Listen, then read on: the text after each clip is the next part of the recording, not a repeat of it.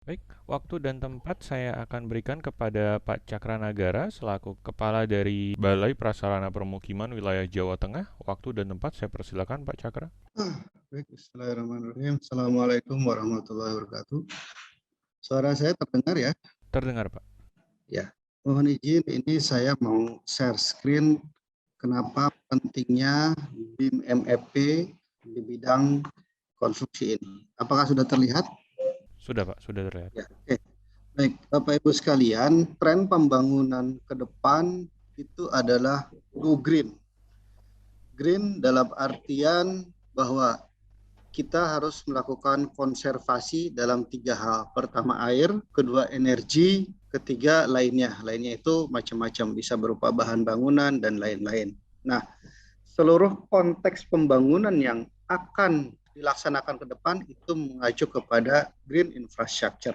Nah, seperti yang kita ketahui sebelumnya, kita sudah melewati batas-batas revolusi industri mulai dari revolusi industri pertama, kedua, ketiga, dan keempat.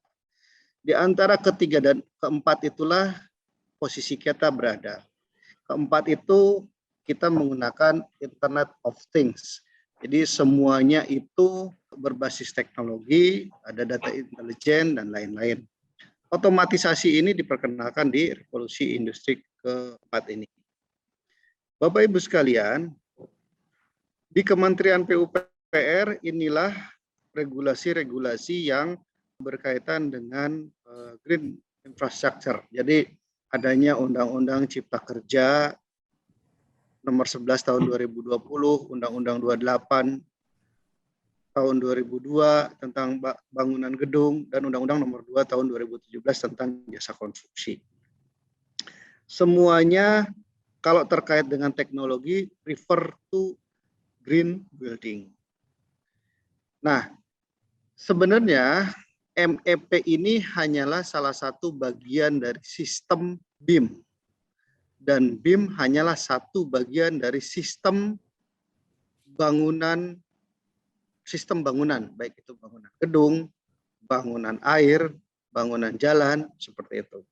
Sehingga endingnya atau ujung-ujungnya adalah bahwa kita perlu melakukan pembangunan suatu bangunan-bangunan konstruksi yang bersifat green.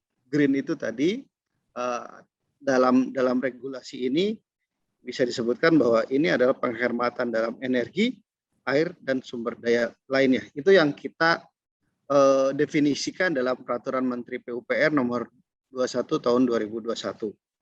Bapak Ibu sekalian, ini sebenarnya ini sangat penting sekali diketahui oleh mahasiswa S1, S2 atau S3 ya, atau bahkan yang sedang riset ya terkait dengan masalah green infrastructure ini. Nah, ini adalah terkait dengan standar-standar yang ada dalam Permen 21 tadi, misalnya ini gedung kelas 4 dan 5 di atas 4 lantai dengan luas paling sedikit 50 meter persegi perlu melakukan green building. Kelas 6, 7, 8 di atas 4 lantai perlu melakukan di atas 5.000 meter persegi juga sama.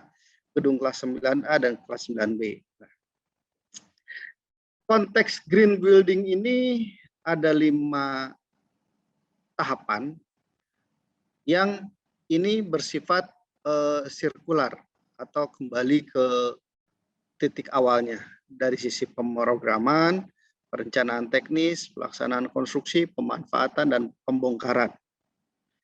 Nah, misalnya ini adalah perhitungan-perhitungan terkait dengan konservasi energi, konservasi air. Bagaimana ada 7 hal yang dikelola terkait dengan pengelolaan air limbah, sampah, materi ramah lingkungan, udara, efisiensi air, energi, dan pengelolaan tapak. Ini ada dalam regulasi tersebut. Nah, setelah itu konteks green ini saat ini yang ada di dunia berkembang dalam sekitar 8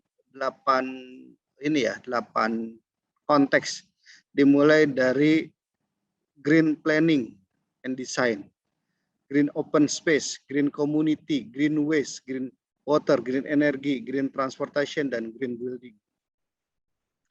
Ini contoh-contoh kegiatan yang dilakukan PUPR terkait dengan green infrastructure-nya dan juga terkait dengan BIM-nya. Misalnya di Pasar Kota Pariaman, Blok A Pasar Sukawati, Blok B Pasar Sukawati, Pasar Pon Tenggalek, Pasar Kaliwungu Kendal, Pasar Legi Ponorogo.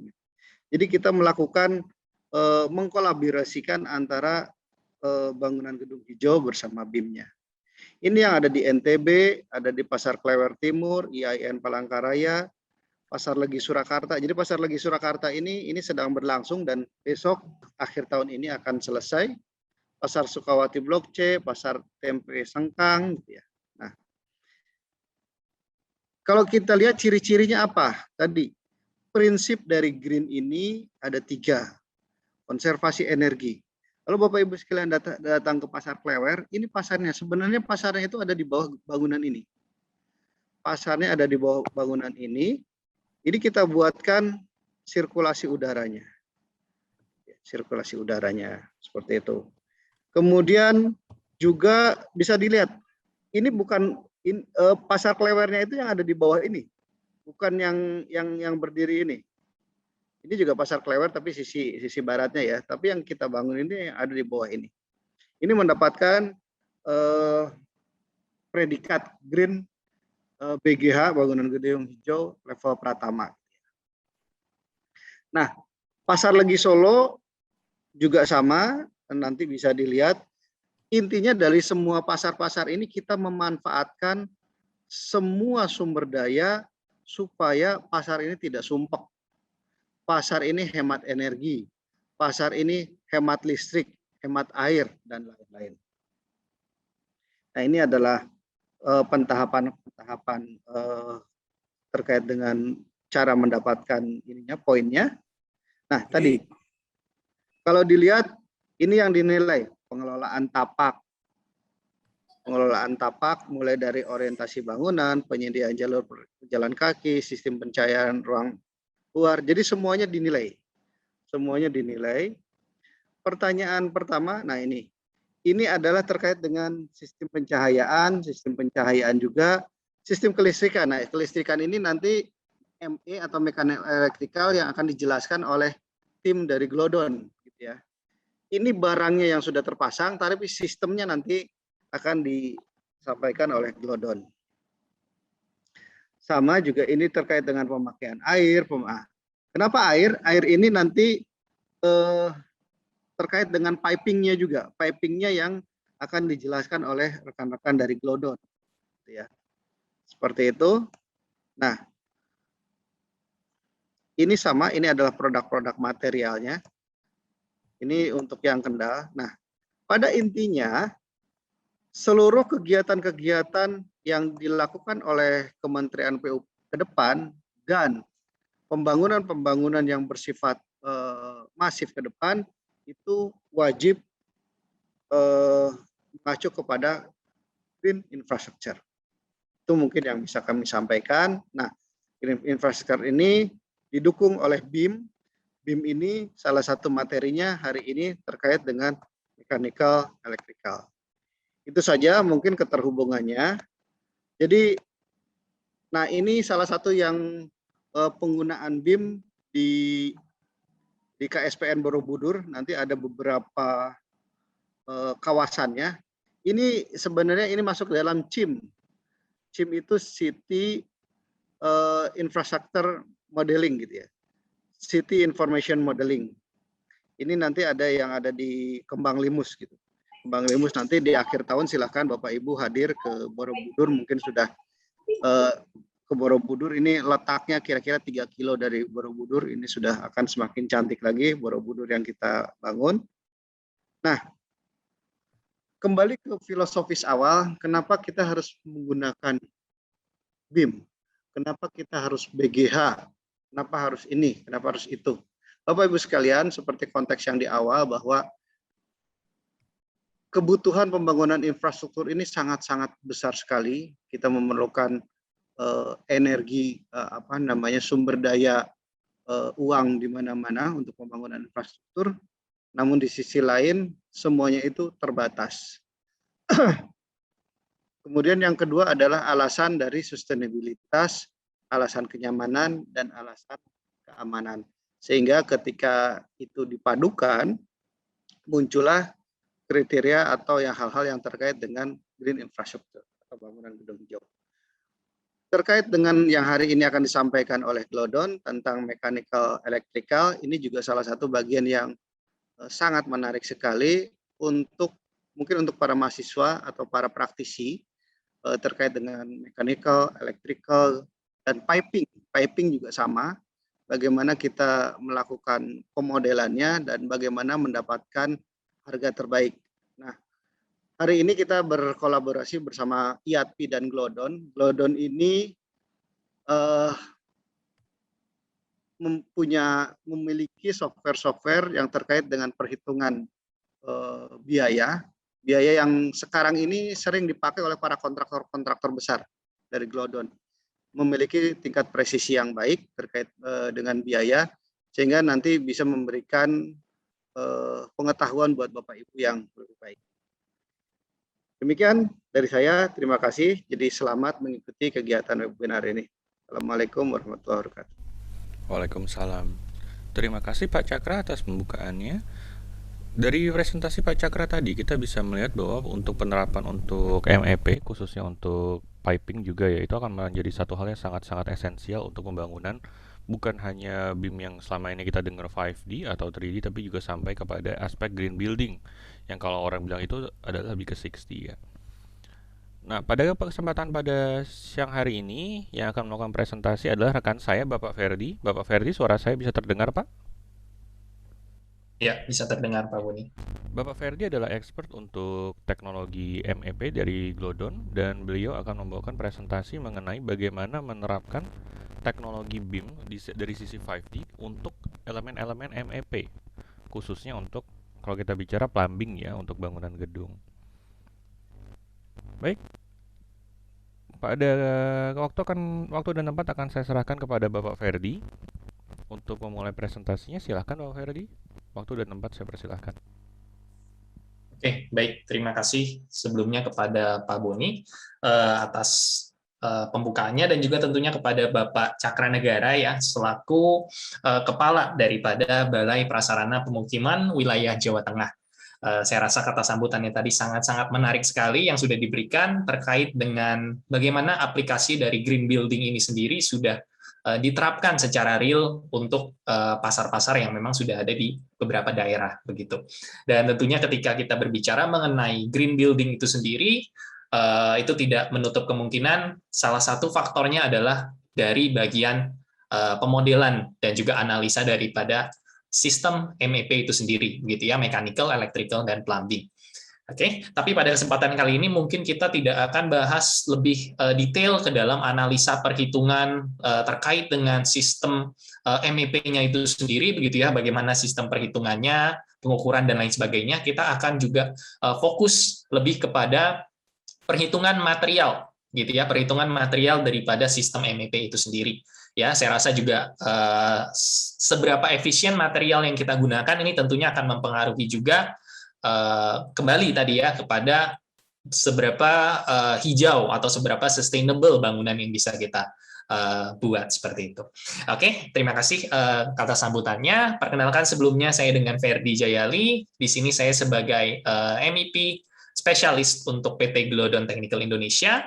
Dan mungkin sedikit background mengenai saya begitu ya, kalau mungkin Bapak dan Ibu yang hadir di sini belum tahu. Experience saya pernah 2 tahun bekerja sebagai konsultan MEP begitu ya di salah satu perusahaan di Jakarta. Lalu saya juga pernah bekerja sebagai salah satu operational manager di salah satu supplier fitting pipa begitu ya setelah dari konsultasi, dan saat ini tentunya saya berlaku sebagai ME expert di PT Glodon Technical Indonesia. Jadi segala sesuatu, segala software yang berhubungan dengan MEP yang dimiliki oleh Glodon, biasanya saya yang akan membantu untuk memberikan pemaparannya. Oke, dari segi background edukasi juga saya memiliki background edukasi di bagian mechanical engineering. Ya, saya memiliki master's degree di Mechanical Engineering Design dan juga bachelor's degree tentang mechanical engineer itu sendiri. Oke, jadi mudah-mudahan apa yang saya bisa sharingkan pada hari ini dapat bermanfaat untuk Bapak dan Ibu sekalian. Oke, ini sedikit overview saja Bapak Ibu ya terkait dengan konten pembahasan pada siang hari ini. Jadi saya mungkin akan sedikit memperkenalkan terkait dengan Glowdon itu sendiri. Kalau Bapak dan Ibu belum pernah tahu ya atau belum pernah ikut presentasi dari Glowdon, mungkin saya akan jelaskan sedikit ya terkait dengan company background kami. Lalu setelah itu kita akan lihat bagaimana sih sebetulnya konsep dari MEP Material Take-Off itu sendiri, ya yang biasanya dilakukan oleh teman-teman pelaku jasa industri konstruksi yang ada di lapangan. Ya, lalu setelah dari sana kita akan lihat bagaimana konsep BIM yang bisa kita manfaatkan dari segi material take-off itu sendiri, dengan tentunya nanti saya akan perkenalkan software yang namanya Cubicos TME. Oke, setelah itu nanti akan ada sesi questions and answers ya, Q&A. Kita akan bahas sama-sama pertanyaan dari mungkin Bapak dan Ibu. Jadi kalau selama presentasi saya ada pertanyaan yang ingin disampaikan, mungkin boleh dituliskan saja di kolom chat Bapak dan Ibu ya. Nanti setelah sesinya selesai, setelah kita masuk ke dalam sesi Q&A, kita akan coba bahas satu persatu untuk pertanyaan yang diberikan Bapak dan Ibu. Oke. Baik, saya akan mulai presentasinya. Jadi untuk Glowdon itu sendiri sebagai perusahaan adalah sebuah digital building platform provider. Gitu ya. Jadi Glowdon ini merupakan sebuah perusahaan teknologi yang berkantor pusat di Beijing, China, dan tentunya kita menyediakan solusi, ya solusi yang kita sediakan adalah dalam bentuk digital. Begitu, kita sediakan solusi dalam bentuk digital untuk apa? Untuk keseluruhan life cycle daripada sebuah project. Oke, seperti kita ketahui di dalam sebuah project itu terdiri dari beberapa fase tentunya.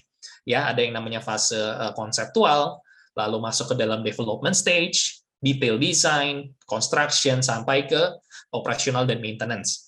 Nah, Glowdon sendiri secara global itu kita menyediakan solusi untuk masing-masing tahapan daripada life cycle project ini sendiri.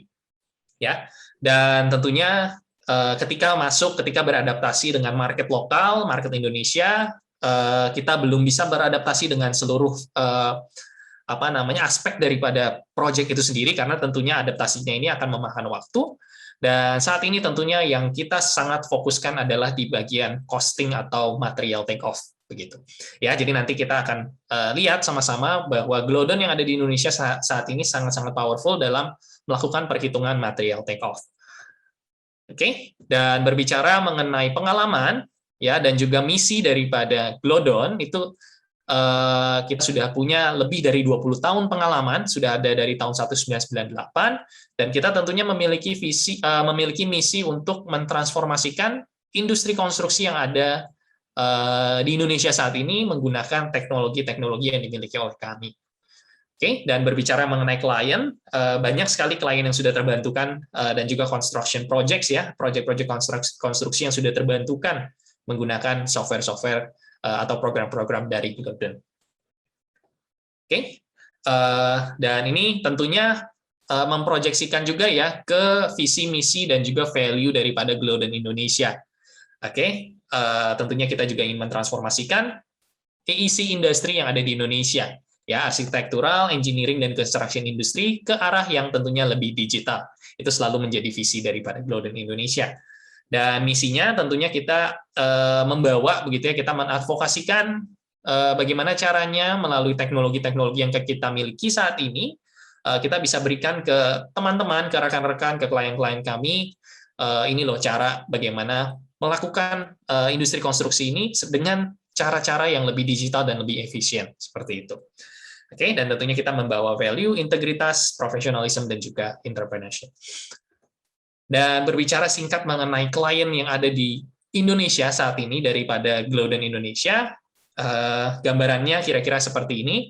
Jadi kita sudah bekerja sama dengan lebih dari 100 kontraktor, lebih dari 30 konsultan, dan juga developer.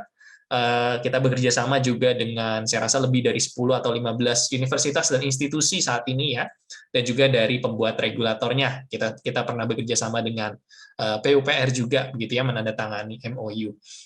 Oke, jadi Glodon Indonesia ini kita nggak cuma fokus tentunya ke bagian komersil, kita tentunya ingin sekali mengembangkan SDM-SDM-nya juga, dan juga membantu bagaimana caranya kita bisa support untuk regulator sistem daripada industri konstruksi yang ada di Indonesia saat ini.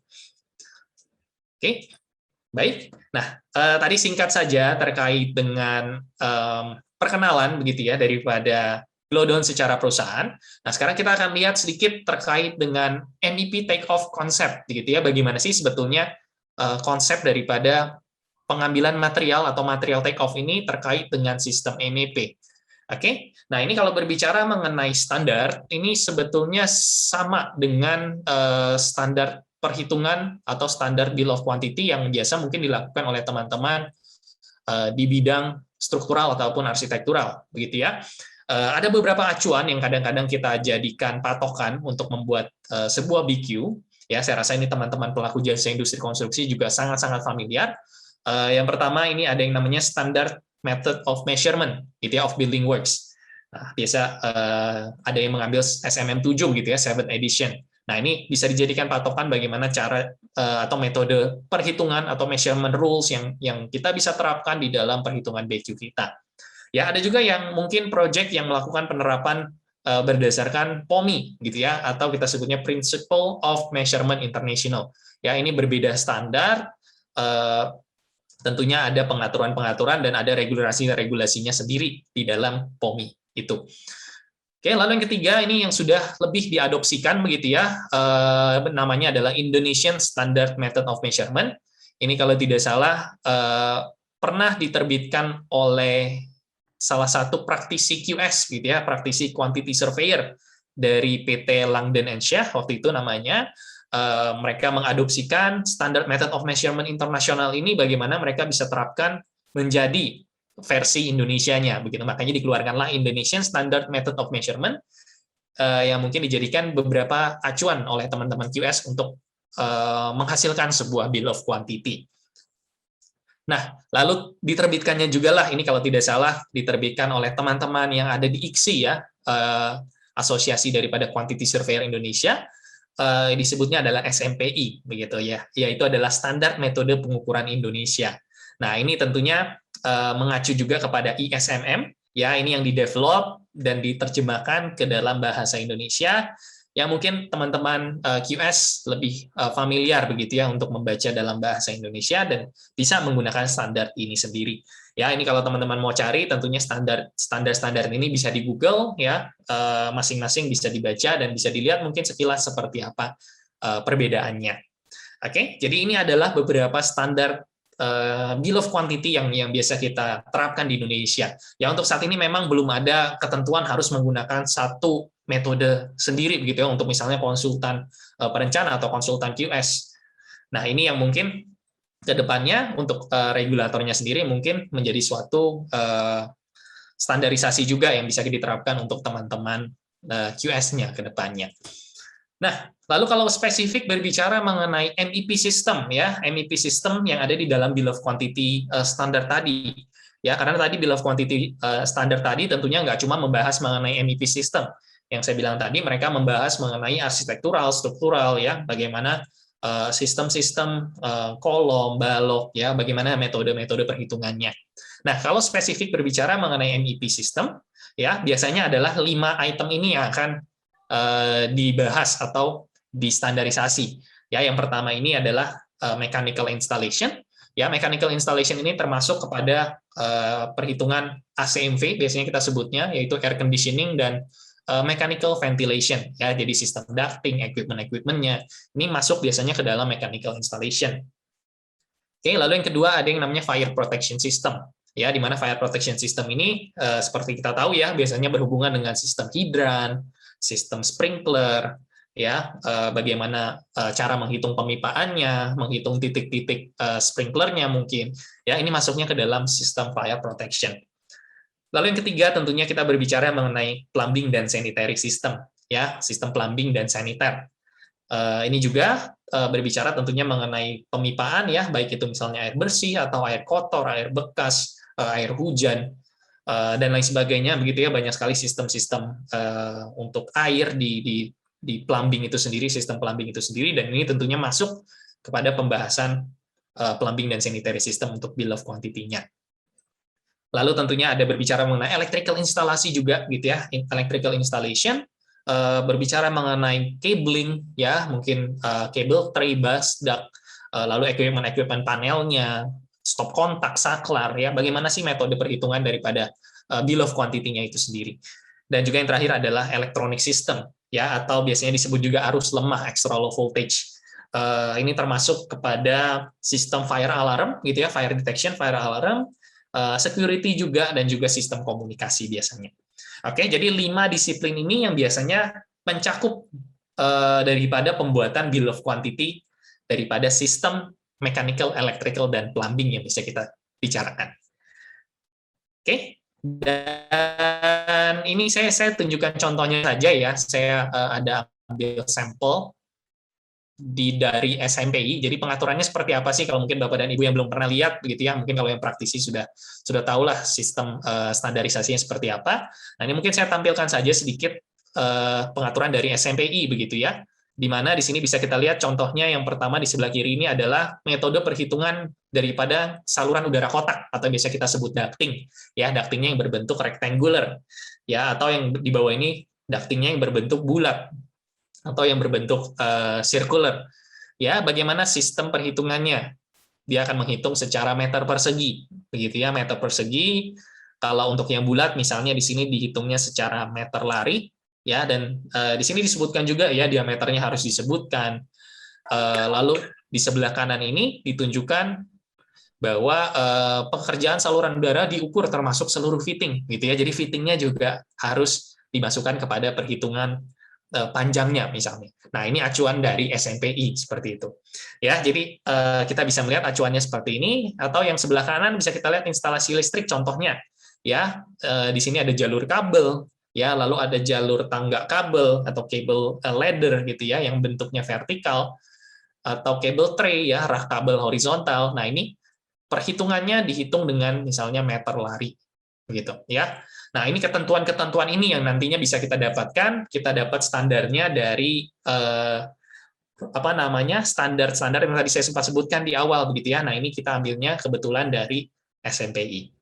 Oke, jadi kalau teman-teman mungkin yang di universitas gitu ya, mahasiswa yang mungkin belum terlalu terekspos dengan rules atau standarisasi seperti ini, nah mungkin bisa cari-cari tahu kalau memang ingin mendalami begitu ya tentang profesi QS ini sendiri ya, karena ini merupakan salah satu faktor yang penting juga nanti ke depannya.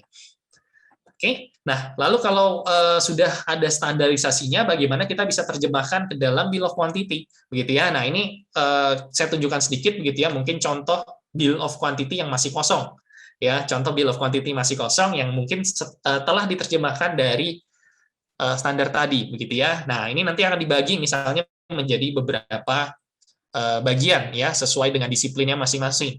Nah, nanti misalnya akan dihitung fire protection dan detection. Ya, ini dijadikan satu antara fire protection dan elektroniknya. Ya, bagaimana nanti misalnya kita berbicara mengenai sprinkler system. Ya, sprinkler system ini kepala sprinklernya dihitungnya bagaimana? Ya, dihitungnya per titik ya, per titik misalnya jumlah nomornya. Ya, atau misalnya berbicara mengenai fire detection. Ya, fire detection juga nanti berdasarkan mungkin luasan area daerah tersebut begitu ya. Ini mungkin standarisasi yang digunakan berbeda-beda. Mungkin kadang-kadang ada yang dihitungnya per titik gitu ya, atau yang dihitungnya lump sum saja secara keseluruhan. Nah, ini standar-standar ini yang mungkin nanti bisa digunakan dan bisa diterjemahkan ke dalam bill of quantity yang kita buat.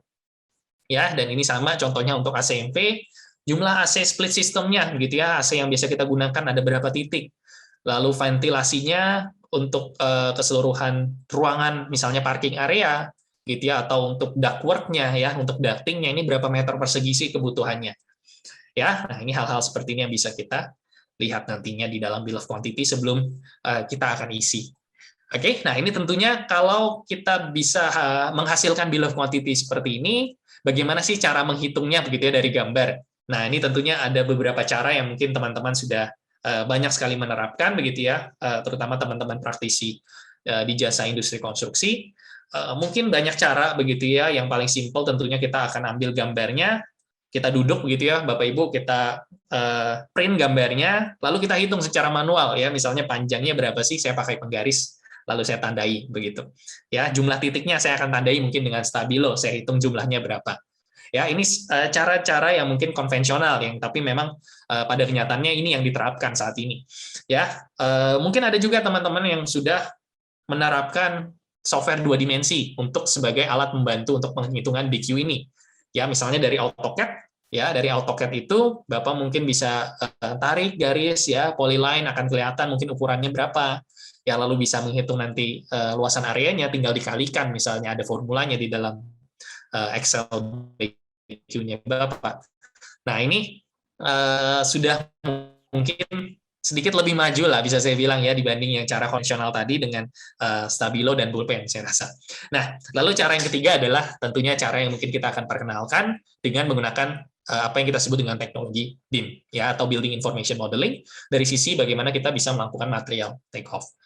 Oke, nah saya akan masuk ke dalam ranahan BIM tentunya ya, tapi tentunya sebelumnya saya akan jelaskan sedikit terkait dengan konsep daripada Building Information Modeling itu sendiri dan ketika berbicara mengenai cost estimation atau volume estimation ini masuknya ke dalam BIM yang mana begitu ya, karena BIM ini sangat-sangat luas. Tadi sempat dijelaskan juga di awal oleh Pak Cakranegara bahwa BIM ini adalah sebagian kecil lah dari fase ataupun project daripada sebuah bangunan begitu ya. Dan ketika berbicara BIM ini sendiri ada level-levelnya atau ada dimensi-dimensinya. Nah, material take off ini masuknya kemana? Ya, tapi sebelum kita lihat ke sana, ini saya rasa juga Bapak dan Ibu sering sekali melihat definisi daripada BIM ya. Ini mungkin kita sama-sama lihat, yaitu Building Information Modeling adalah sebuah proses ya, proses yang dimana dibantu sebetulnya oleh tools ya, alat ataupun teknologi. Gitu. Jadi BIM ini bukan hasilnya, tapi BIM ini kita berbicara mengenai prosesnya, ya building, gitu ya, kita membangun. Bagaimana kita bisa membuat sebuah digital representation ya, jadi representasi dalam bentuk digital ya, baik itu bentuk fisiknya ya, bentuk fisik daripada sistem bangunannya ataupun karakteristiknya ya. Karakteristiknya ini bisa berbicara mengenai atribut-atributnya ataupun data-data yang terkait dengan project itu sendiri ya. Dan tentunya data-data ini nantinya kita bisa saling tukar ya, kita bisa exchange, kita bisa saling interoperasikan dengan berbagai stakeholder ya daripada sebuah project itu sendiri. Nah, ini saya rasa merupakan satu definisi BIM yang sangat-sangat menyeluruh. Oke, nah ini saya rasa teman-teman semua, Bapak dan Ibu sekalian sudah sangat-sangat familiar. Nah, ya baik, saya teruskan Bapak dan Ibu. Tentunya ketika kita gali sedikit lagi lebih dalam terkait dengan BIM begitu ya, ini bisa kita bagi menjadi beberapa dimensi sebetulnya. Ya, kita bisa berbicara mengenai BIM 3D, ya BIM 3D. Yaitu BIM 3 dimensi, di mana kita bisa hasilkan pemodelan 3 dimensinya dan juga tentunya kita simpan data-data yang ada di dalam model 3 dimensi itu sendiri. Ya, lalu kita berbicara ada juga yang namanya BIM 4D, ya berbicara bagaimana kita bisa mengolah data 3 dimensi tadi dan kita hasilkan project management-nya atau time scheduling-nya. Ya, ini BIM 4D. Lalu BIM 5D, ini cukup jelas saya rasa ya. Jadi ini berbicara mengenai cost planning, cost estimation, value engineering, dan lain sebagainya. Ya, ini masuknya ke dalam 5D. Lalu ada 6D, energy analisa, green building certification tracking, sustainabilitas, dan lain sebagainya ini masuk dalam 6D. Dan juga ada 7D, begitu ya, sampai sekarang berbicara mengenai operasional dan maintenance.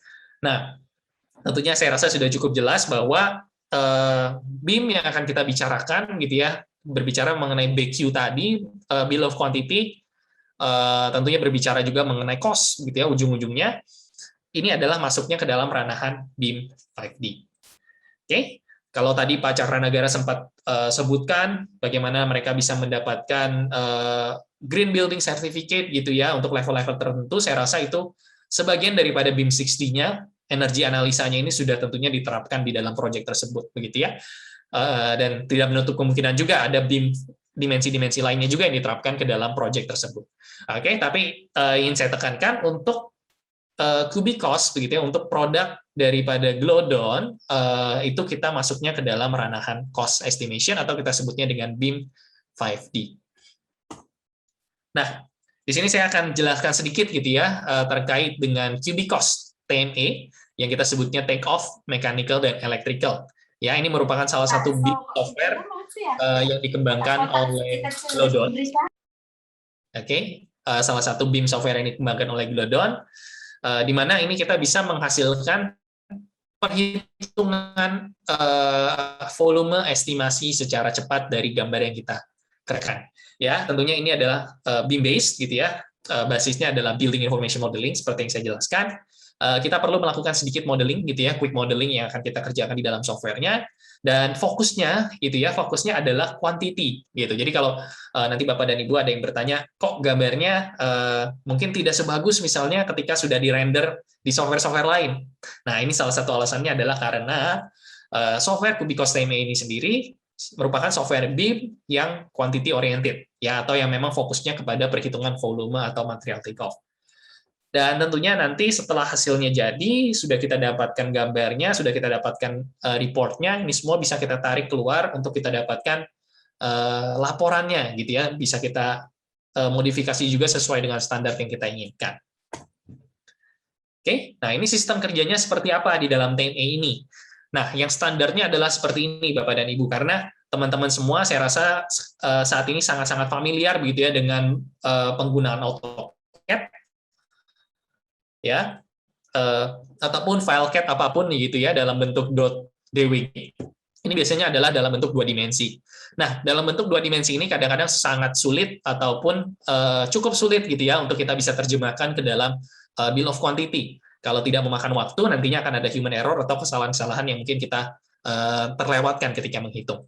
Nah, ini salah satu alasannya kenapa kita harus memodelkan dulu dari 2 dimensi ini menjadi pemodelan 3 dimensi, begitu ya, agar tentunya sistemnya ini bisa kita lihat secara menyeluruh dan juga hasil perhitungannya ini bisa kita justifikasi nantinya, ya berdasarkan gambar 3D tadi. Nah, lalu seperti yang saya tadi sempat jelaskan, ketika berbicara mengenai bill of quantity dari TMEP, itu ada beberapa disiplin atau ada beberapa modul yang memang perlu kita buat begitu bill of quantity-nya. Nah, ini sama juga di dalam TME, kita menyimpan beberapa modul atau beberapa disiplin yang bisa kita gunakan untuk penggambaran atau pemodelan. Gitu. Yang pertama tentunya ada electrical, ya, lalu ada CMV, air conditioning, mechanical ventilation, lalu ada fire service juga, ada plumbing dan sanitary, ada ELV ya, extra low voltage atau arus lemah elektronik, dan yang terakhir ada yang namanya heating dan gas juga. Ya, jadi secara mendasar, secara fundamental sebetulnya software TME ini sudah mengcover basis-basis pemodelan MEP atau disiplin-disiplin MEP yang dibutuhkan untuk kita bisa menghasilkan bill of quantity itu sendiri. Oke. Nah, proses kerjanya seperti apa sih gitu ya, sekilas saja sebelum nanti saya tunjukkan langsung di dalam softwarenya. Proses kerjanya sebetulnya sangat-sangat mudah begitu ya, kita input gambarnya biasanya ke dalam softwarenya, lalu kita skalakan gambarnya, kita generate gambarnya, lalu setelah itu kita akan identifikasi. Ya, poin ketiga kita identifikasi titik-titik elemennya, equipment daripada MEP sistem itu sendiri kita akan identifikasi dan kita akan berikan informasinya begitu ya. Misalnya lampu nomor 1 ini adalah lampu downlight gitu ya, lampu nomor 2 misalnya lampu TL. Nah, ini variasi-variasi ini yang biasanya kita perlu spesifikasikan. Nah, nanti setelah selesai kita identifikasi, kita modelkan, tentunya kita bisa dapatkan tampilan 3D daripada sistem itu sendiri. Ya, kalau secara keseluruhan sistemnya sudah jadi gitu ya, tentunya yang selanjutnya kita perlu lakukan adalah menghitung jumlah-jumlah ataupun volume-volume daripada pemodelan yang sudah kita hasilkan. Ya, nantinya QTO report-nya atau quantity take off report-nya ini bisa kita langsung hasilkan di dalam software-nya, dan ini bisa langsung kita terjemahkan juga keluar gitu ya, bisa kita tarik keluar. Seperti itu. Jadi cara kerjanya sangat-sangat singkat dan sangat-sangat sederhana, dan saya berani jamin ini jauh-jauh lebih mudah, jauh-jauh lebih efisien dibanding kita mungkin harus melakukan cara-cara manual. Oke, nah ini sampel saja begitu ya, salah satu proyek pasar juga begitu ya, ini ada di Bali yang sebelumnya kita sudah sempat kerjakan menggunakan software Cubicos TME-nya begitu ya. Ini kebetulan untuk satu bagian yaitu untuk sistem air kotor gitu ya, untuk sistem air kotor Ini kemarin ada sistem wastewater ya, atau air bekas, ada juga sistem sewage atau air kotor. Lalu piping-pipingnya ini tentunya kita kerjakan, untuk sambungan-sambungannya kita juga sempat modelkan, dan untuk equipment-equipmentnya ya, seperti ada valve dan lain sebagainya, ini kita juga sempat modelkan. Ya, ini saya lupa pastinya ada berapa lantai, kalau tidak salah ada mungkin 6 atau 7 lantai begitu ya untuk pasar ini. Oke, nah ini kemarin sudah sempat kita hitung dan kita modelkan. Ya, jadi ini salah satu contohnya, mungkin nanti saya akan tunjukkan cara singkatnya begitu ya, bagaimana sih sistem pemodelannya, cara bekerjanya. Nah, ini yang mungkin bisa saya tunjukkan juga hasilnya seperti apa sih yang didapatkan dari software TMA itu sendiri. Bisa kita lihat di sebelah kiri begitu ya, hasil reportnya. Ya, hasil quantity report yang kita dapatkan dari TMA. Ini kebetulan kita menghitung untuk pipa fittingnya. Ya, untuk pipa fittingnya kalau kita lihat, ya ini semuanya dihitung, bisa kita klasifikasikan berdasarkan sistem. Ini kebetulan ada kita klasifikasikan berdasarkan air buangan toilet, gitu ya. Ini item-itemnya apa saja, lalu air kotor untuk air kotor di pasar atau air kotor di toiletnya. Ya, ini kita klasifikasikan berdasarkan sistem tersebut. Dan ini hasilnya kita bisa ekspor langsung ke dalam Excel untuk kalau seandainya Bapak mau olah lebih lanjut, misalnya ingin dimasukkan ke dalam template BQ yang Bapak sudah siapkan, nah ini bisa begitu ya, akan lebih mudah. Ya, jadi sangat-sangat cepat, sangat-sangat mudah untuk kita bisa adopsikan perhitungan BQ-nya ke dalam sistem kerja kita. Oke, nah ini mungkin untuk sekarang saya akan tunjukkan begitu ya Bapak dan Ibu cara kerjanya, bagaimana sih metode kerja daripada software Cubicos TMA ini. Kalau untuk Bapak dan Ibu yang belum pernah tahu dan baru pertama kali melihat, ya saya akan tunjukkan langsung ke dalam softwarenya cara kerja daripada software Cubicos TMA ini. Oke, tentunya saya ingin ingatkan juga kalau Bapak dan Ibu memiliki pertanyaan, bisa dituliskan mungkin Bapak dan Ibu ya di kolom chat. Jika ada yang kurang jelas atau ada yang ingin ditanyakan teknis maupun non teknis, silahkan. Oke, nah ini saya sudah masuk ke dalam software TMA kita, begitu ya. Ini kebetulan software TMA-nya masih versi yang lama. Saya masih menggunakan versi yang lama. Kita akan sebetulnya mengeluarkan versi yang lebih baru di awal tahun depan, begitu Bapak dan Ibu. Jadi kalau Bapak dan Ibu tertarik dengan versi yang ini, saya rasa jangan lewatkan untuk versi yang kedepannya. Tentunya ikuti terus gitu ya sosial media dari Glodon, bisa di follow, dan nanti kalau ada produk launch untuk software TMA terbarunya ini, kita akan umumkan dan kita akan tentunya berikan presentasinya juga. Oke, tapi secara keseluruhan ini cara kerjanya akan sama seperti versi yang ini. Oke, nah di sini saya ingin tunjukkan sedikit mungkin pertama-tama adalah terkait dengan user interface-nya, ya tampilan interface daripada software ini. Yang pertama bisa kita lihat di sini adalah navigation bar di sebelah kiri. Ya, navigation bar di sebelah kiri ini kita bisa melihat masing-masing disiplin daripada sistem MEP itu sendiri. Ya, yang saya bilang tadi ini ada yang namanya plumbing, heating gas, electrical, fire service, ACMV dan juga low voltage atau arus lemah. Ya, jadi masing-masing disiplin ini sudah tercover di bagian navigation bar ini. Dan tentunya kalau ini kita jabarkan, ya kita buka ya, ini memiliki masing-masing elemennya sendiri-sendiri. Berbicara mengenai plumbing dan sanitary, ini nanti akan ada equipment-nya sendiri, misalnya wastafel atau toilet, gitu ya, atau shower. Nah, ini akan ada equipment-nya sendiri. Lalu ada pemipaannya, ya, sistem pemipaannya sendiri, di mana nanti kita bisa edit juga tentunya. Ya, lalu kalau berbicara mengenai electrical, ini ada misalnya titik lampu, saklar stok kontak, panel, conduit, kabel, dan lain sebagainya. Ini akan masuk ke dalam modul electrical. Oke, nah dan seterusnya begitu ya, masing-masing disiplin ini punya elemennya sendiri-sendiri yang bisa kita ambil contoh. Oke, dan tentunya di bagian atas ini kita memiliki beberapa pengaturan dan cara cepat untuk menggambar ataupun memodelkan memodelkan proyek yang kita kerjakan begitu. Jadi mungkin kalau boleh saya tekankan lagi, kita ini menginput gambar 2 dimensi. Ya, kita menginput gambar 2 dimensi ke dalam softwarenya. Ini bisa dalam bentuk AutoCAD, yang tadi saya bilang, ya ini sangat-sangat mudah kalau AutoCAD. Yang kedua ini adalah gambar PDF. Jadi kalau Bapak dan Ibu pegangnya format PDF gitu ya, baik itu hasil convert atau hasil scan, ini bisa kita analisa. Dan yang ketiga ini bentuknya picture. Ya, picture ini apa? Picture ini artinya dari scan ya, dari gambar scan-scanan. Bapak Ibu masukkan ke dalam komputer, gitu ya, hard copy, di scan, masukkan ke komputer. Nah, ini kalau mau digambar 3 dimensi, kita bisa bantu, begitu Bapak dan Ibu. Ya, itu ada solusinya juga. Nah, oke, ini mungkin pada kesempatan kali ini saya akan tunjukkan mungkin perbedaannya dua jenis gambar saja. Mungkin saya nggak cover semuanya begitu ya, karena waktunya juga terbatas. Mungkin saya akan contohkan bagaimana kita bisa memodelkan gambar PDF, gitu ya, dan juga bagaimana kita bisa memodelkan gambar AutoCAD. Oke, nah sebelum kita masuk ke dalam gambarnya, ini mungkin saya ingin tunjukkan sedikit adalah project setting.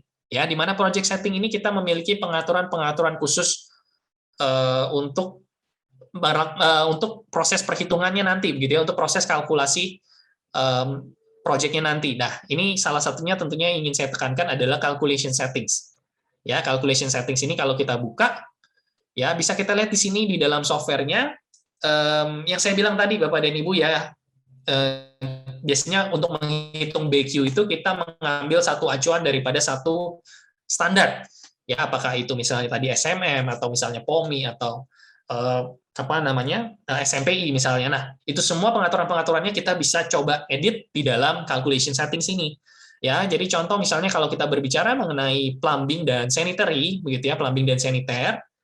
Ya, ini contohnya misalnya ya, yang paling sederhana saja saya lihat yang paling bawah ada minimum diameter, ya, minimum diameter untuk perhitungan pipa fitting. Ya, minimum diameter untuk perhitungan pipa fitting. Karena kalau kita refer kembali berdasarkan standarisasi tersebut, kadang-kadang ada standar yang minta fitting untuk pipa ini ya, atau sambungan untuk pipa ini tidak dihitung di bawah 50 mili atau di bawah 65 mili. Ya, ini berbeda-beda begitu peraturannya. Jadi kalau seandainya kita mau hitung semua bisa, atau kita mau hitung yang di atas 50 mili saja itu nanti bisa begitu ya, pengaturannya kita ganti di sini. Ya, jadi angkanya bisa kita rubah, dan nanti ketika kita menghitung setelah kita menggambar, itu akan dihitung berdasarkan setting atau pengaturan yang sudah kita modelkan di sini. Ya, seperti itu. Jadi calculation settings ini merupakan semacam standar yang sudah kita digitalisasikan ke dalam software-nya. Ya, ini salah satu yang memang spesial di dalam software Cubicos ini. Oke, dan tentunya kita juga punya pengaturan lantainya ya, karena kita berbicara mengenai gambar 3 dimensi, ya, ketika berbicara mengenai gambar 3 dimensi, kita sudah bisa harus mengcover nggak hanya satu lantai, tentunya untuk banyak lantai gitu. Jadi entah itu misalnya proyeknya medium rise ya, mid rise ataupun high rise, 10 lantai ke atas itu kita bisa tambahkan lantai-lantainya di sini, gitu ya, lantai-lantai kerjanya kita bisa tambahkan ke atas atau kita bisa tambahkan ke bawah seperti itu. Ya. Dan di sini tentunya ketinggian lantainya bisa kita adjust, bisa kita ganti, dan elevasi daripada lantainya itu sendiri bisa kita rubah. Ya, karena ini tentunya akan mempengaruhi panjang daripada misalnya ada elemen vertikal, ya, misalnya itu entah pipa riser ataupun ducting riser. Ini tentunya elevasi ini akan mempengaruhi ketinggian daripada pemipaan itu sendiri. Oke, nah ini untuk pengaturan floor settings-nya. Ya, dan ini kita akan coba saja ya cara kerjanya untuk satu gambar gitu ya. Mungkin saya nggak akan olah terlalu banyak gambar. Ini kita akan coba, saya akan coba masukkan satu jenis gambar. Yang pertama mungkin gambar PDF ya, Bapak Ibu ya. Gambar PDF terkait dengan, oke, mungkin saya akan coba. Ya, nah terkait dengan mungkin gambar fire service ya. Jadi gambar fire service ini kan berbicara mengenai gambar pemipaan. Ya, nanti kita lihat sama-sama bagaimana ketika ada gambar pemipaan ini bisa kita modelkan secara cepat gitu. Jadi nanti referensinya bisa ke gambar plumbing juga, ini bisa kita modelkan secara cepat juga nantinya. Oke, ya. Jadi ini bisa kita lihat sekilas gambarnya. Oke, saya masukkan satu jenis gambar fire service ya, atau fire protection di dalam sebuah bangunan. Ini sederhana saja gambarnya begitu. Jadi ada titik-titik sprinklernya seperti ini, lalu ada pemipaannya, ada untuk dimensinya untuk masing-masing sprinkler, ya, dan ada beberapa jenis sprinkler juga gitu ya, karena seperti kita ketahui kadang-kadang sprinklernya tentunya ada yang menghadap ke bawah ya, untuk melindungi atau mengcover area di bawah daripada ceiling atau di bawah plafon. Ada juga area yang sprinkler yang menghadap ke atas ya, ini untuk mengcover luasan area equipment yang ada di atas plafon misalnya. Ya, ada juga yang menghadap ke samping kadang-kadang ya, di pemodelan-pemodelan Ini untuk tentunya luasan areanya atau cakupan areanya tentunya berbeda nantinya dengan yang dari atas. Ya, dan ini bervariasi begitu untuk jenis-jenis sprinklernya. Ya, untuk ini standar kita punya, saya ambil contoh saja 2 jenis sprinkler berdasarkan gambarnya dan juga pemipaannya. Nah, untuk gambarnya ini sendiri setelah kita masukkan, kita perlu olah dulu di dalam software TME-nya.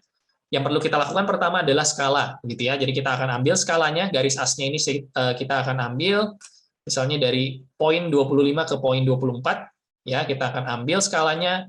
Saya masukkan jaraknya di sini 6.600 misalnya. Ya, saya klik OK. Ya, skalanya sudah masuk. Lalu lantainya saya perlu masukkan di sini.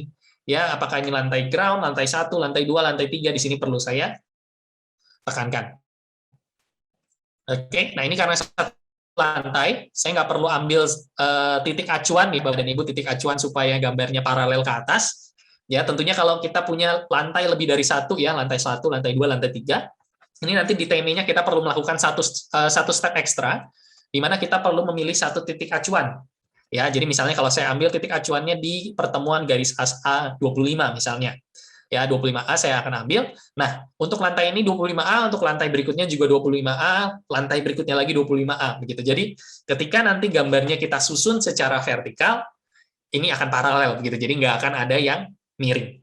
Nah, itu extra step kalau kita deal dengan gambar yang lebih dari satu lantai. Ya, jadi karena ini untuk contoh saja, kita akan ambil satu lantai saja. Ini saya asumsikan misalnya ground floor, dan ini kita akan generate gambarnya. Ya, ini perlu kita save terlebih dahulu. Cek contoh. Ya, kita akan save, lalu gambarnya sudah kita generate. Nah, ketika gambarnya sudah kita generate atau kita hasilkan, ini gambarnya sudah siap untuk kita hitung, atau kita untuk modelkan dulu ya. Sebelum dihitung, kita akan modelkan dan kita hitung nantinya. Nah, yang bisa dilakukan oleh software TME ini yang pertama adalah kita bisa sedikit memodifikasi gitu ya untuk gambar background-nya atau gambar CAD drawing-nya, atau dalam kasus ini gambar PDF-nya. Nah, di sini kita bisa pilih, bisa kita lihat select by layer atau select by color. Ya, kalau Bapak dan Ibu yang familiar dengan AutoCAD tentunya tahu sistem layering daripada AutoCAD ya. Biasanya garis-garis tertentu akan dimodelkan dengan layer-layer khusus gitu ya. Karena ini kita berbicara mengenai gambar PDF hasil convert dari AutoCAD, biasanya kalau gambar PDF itu layernya akan dijadikan satu begitu. Jadi one layer gitu ya, one layer drawing biasanya kita sebutnya. Nah, ini ketika masuk ke dalam TME, gambar warnanya akan berbeda seperti ini.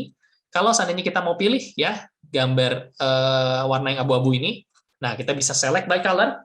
Ya, kebetulan ini yang warna abu-abu ini adalah gambar arsitekturalnya. Ya, gambar arsitekturalnya ini kita pilih. Dan misalnya karena saya nggak mau fokus ke gambar arsitekturalnya, saya cuma mau fokus ke pemodelan MEP-nya. Nah, ini bisa saya pilih, lalu saya bisa ambil di sini opsi hide selection. Ya, jadi saya hide selection, di sini saya bisa hilangkan sementara untuk gambar-gambar arsitekturalnya, di mana nanti tentunya bisa saya munculkan lagi. Jadi saya bisa fokus sekarang untuk ke pemodelan atau penggambaran daripada sistem MEP saya atau sistem fire protection saya dalam kasus ini. Oke, nah ini sekarang saya akan masuk ke dalam modul fire service, gitu ya, modul fire service, dan kita akan klik bagian sprinkler. Oke, dia sudah sediakan di sini elemen sprinkler, dan di sini kita perlu definisikan, Bapak Ibu ya. Ya, di sini akan ada 2 jenis sprinkler yang saya akan hitung secara otomatis. Oke, ini yang pertama, misalnya yang bentuknya bulat seperti ini, dan yang kedua bentuknya silang. Ya, kita asumsikan saja salah satu yang bentuknya ke bawah atau kita biasa sebutnya pendant. Lalu ada yang salah satunya juga bentuknya ke atas ya, atau biasanya kita sebutnya dengan upright. Oke, ini kita akan buat 2 elemen. Sprinkler 1 ini kita akan beri nama sprinkler pendant misalnya. Ya, jadi kita bisa ganti di sini. Oke, penamaannya. Lalu tipenya di sini kita akan biarkan tipenya water sprayer. Ya, water sprayer ini kalau di TME ini tipe yang menghadap ke bawah maksudnya. Dan ini ada elevasi ya, karena kita berbicara mengenai 3 dimensi, kita perlu juga menyatakan elevasi daripada ketinggian sprinkler ini. Ya, elevasinya misalnya saya masukkan di sini top elevation. Top elevation kalau nggak kita rubah ini adalah tadi 3 meter, yang tingginya 3 meter. Kalau seandainya saya ingin turunkan, let's say plafonnya ketinggian 2,5, gitu ya, 2,5 2,5 meter, saya mau taruh sprinkler saya, titik sprinkler saya di ketinggian plafon. Nah, ini kita kurangi saja 0,5. Ya, jadi 3 kurang 0,5 adalah 2,5. Sistemnya sprinkler, warnanya kalau mau kita rubah, bisa kita rubah. Oke, lalu satu lagi contoh, misalnya ini sprinkler upright, tipenya kita ganti upright sprayer. Untuk elevasinya mungkin saya biarkan gitu ya, saya biarkan top elevasi, mungkin posisinya lebih tinggi, lalu warnanya kita akan coba ganti. Misalnya warna merah. Oke, nah ini kalau sudah ada 2 elemen ini, sudah kita buat, nah sekarang tinggal kita matchingkan saja nih Bapak Ibu, tinggal kita cocokkan ya antara simbol dengan elemennya. Ya, jadi kita akan gunakan di sini metode grup identifikasi, ya, di mana kita akan pilih legend-nya atau pilih simbolnya. Ya, kita pilih simbolnya di sini. Yang pertama tentunya saya akan cocokkan dengan sprinkler pendant. Ya, sprinkler pendant ini saya akan klik di sini. Lalu saya klik OK. Ya, dia akan muncul warna hijau. Lalu saya akan ambil di sini yang bentuknya silang seperti ini. Saya akan ambil di sini sprinkler upright. Oke, jadi ada 2 jenis sprinkler ini sudah saya pilih. Ya, sprinkler ini sudah saya pilih. Lalu saya tekan OK di sini. Ya, ketika saya tekan OK, dia akan secara otomatis menghitung jumlah sprinkler berdasarkan simbol yang sudah saya pilih tadi. Ya, jadi identification complete. Bisa kita lihat di sini untuk sprinkler pendant-nya ada 89 buah, lalu sprinkler upright-nya ada 12 buah, seperti itu. Ya, jadi ini laporan singkatnya saja bahwa itemnya seperti itu yang sudah terhitung. Ya, bisa kita lihat di sini warnanya sekarang sudah berubah, Bapak Ibu. Ya, ini sudah menjadi warna biru, ini sudah menjadi warna merah. Ya, jadi bisa kita zoom out. Dan kalau seandainya warnanya nanti bertabrakan nih dengan warna cat drawing kita, ini nggak masalah, nanti bisa kita buramkan sedikit gambar background-nya. Jadi kita bisa lihat yang mana sudah termodelkan, yang mana yang belum termodelkan. Oke, jadi bisa secara cepat kita hitung untuk equipment yang biasa kita hitung dengan titik satuan ya ataupun NOS. Oke, jadi ini untuk titik sprinkler. Berikutnya adalah untuk elemen pipanya. Ya, ini elemen pipanya. Sekarang kita lihat sama-sama elemen pipanya. Ya, di sini ada penulisan dimensinya kebetulan ya, dimensi 40, dimensi 50, dimensi 65, dan juga dimensi 100 di sini. Ya, nah ini bisa kita lihat di sini, kita akan masuk ke dalam elemen pipa. Ya, di dalam elemen pipa ini kebetulan sudah disediakan beberapa item. Ya, sudah disediakan beberapa item di sini dengan ukuran yang berbeda. Jadi ada ukuran 25, ukuran 32, 40, 50 dan seterusnya. Nah, ini sudah saya ganti ya tadi ketinggian daripada pipanya. Sekarang saya akan coba identifikasi pipanya berdasarkan ukuran. Ya, pipanya berdasarkan ukuran yang ada di gambar. Nah, ini misalnya yang paling mudah adalah yang misalnya dimensi 40 di sini. Ya, dimensi 40 ini kita punya tools yang namanya adalah Mark Identify Horizontal Pipe. Ya, jadi yang bisa dikerjakan oleh Mark Identify Horizontal Pipe ini, kita bisa mencocokkan pipa-pipanya berdasarkan ukuran-ukuran yang tertera pada pemipaan tersebut. Ya, tapi sebelum kita pilih ini, tentunya saya akan coba identifikasi dulu tulisannya, ya karena tulisannya ini belum dapat terseleksi karena ini adalah gambar PDF. Jadi harus kita coba identifikasi terlebih dahulu untuk dimensi-dimensinya. Ya, agar nantinya bisa kita klik menggunakan sistem kerja daripada TMA-nya. Ya, jadi ini ada beberapa ukuran, saya akan coba identifikasi dulu. Oke. Ya, ukuran 40, 50, 65 dan 100. Oke, jadi yang penulisan yang ada di dalam gambar ini akan di-replace gitu ya Bapak Ibu dengan sistem penulisan TMA-nya seperti ini. Ya, jadi nantinya ketika saya gunakan tools ini, ya, saya gunakan tools ini. Nah, ini bisa saya klik tulisannya. D40-nya bisa saya klik. Ya, nah ini juga satu hal yang bisa kita lihat di sini, pemipaannya ketika saya klik seperti ini garisnya gitu ya. Ini karena kembali lagi tergantung kepada gambar yang kita terima. Kadang-kadang gambarnya rapi, kadang-kadang gambarnya tidak rapi, mungkin ya Bapak dan Ibu ya, tergantung dari mungkin drafter yang menggambarkan itemnya. Nah ini contohnya misalnya D40 saya ingin tentunya putus di sini garisnya ya Bapak Ibu ya, saya nggak mau garisnya diteruskan seperti ini. Ya, saya mau D40 tentunya stop di sini. Nah, di dalam TMA ini kita bisa modifikasi sedikit ya untuk gambar cat drawing-nya seperti tadi saya bilang. Dan salah satu opsinya adalah di sini ada yang namanya break cat line.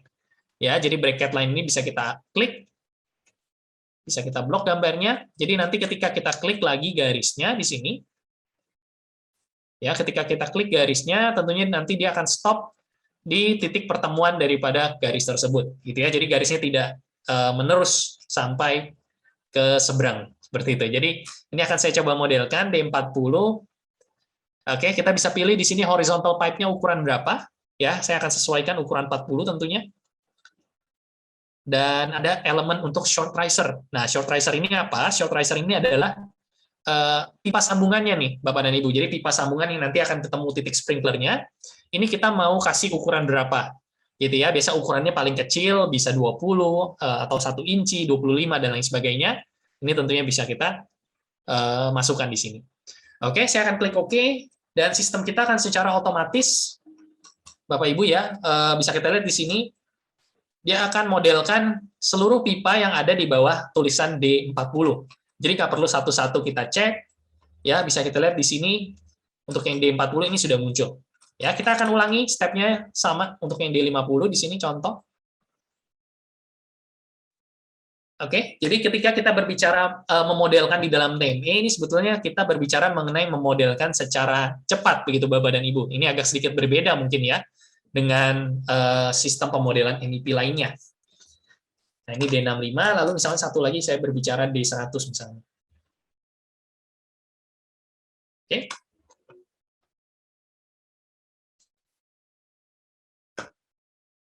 Oke, yang saya save dulu. Nah, secara cepat seperti itu, bisa saya bilang mungkin sekitar 70% lah dari gambar yang ada di lantai ini, untuk pemipaannya saya berhasil gambarkan. Gitu ya, dengan hanya seklik 2 klik saja Bapak dan Ibu ya, dia bisa langsung memodelkan, yang warnanya beda-beda ini bisa kita lihat, pipa-pipa yang sesuai dengan ukuran yang tertera di gambar.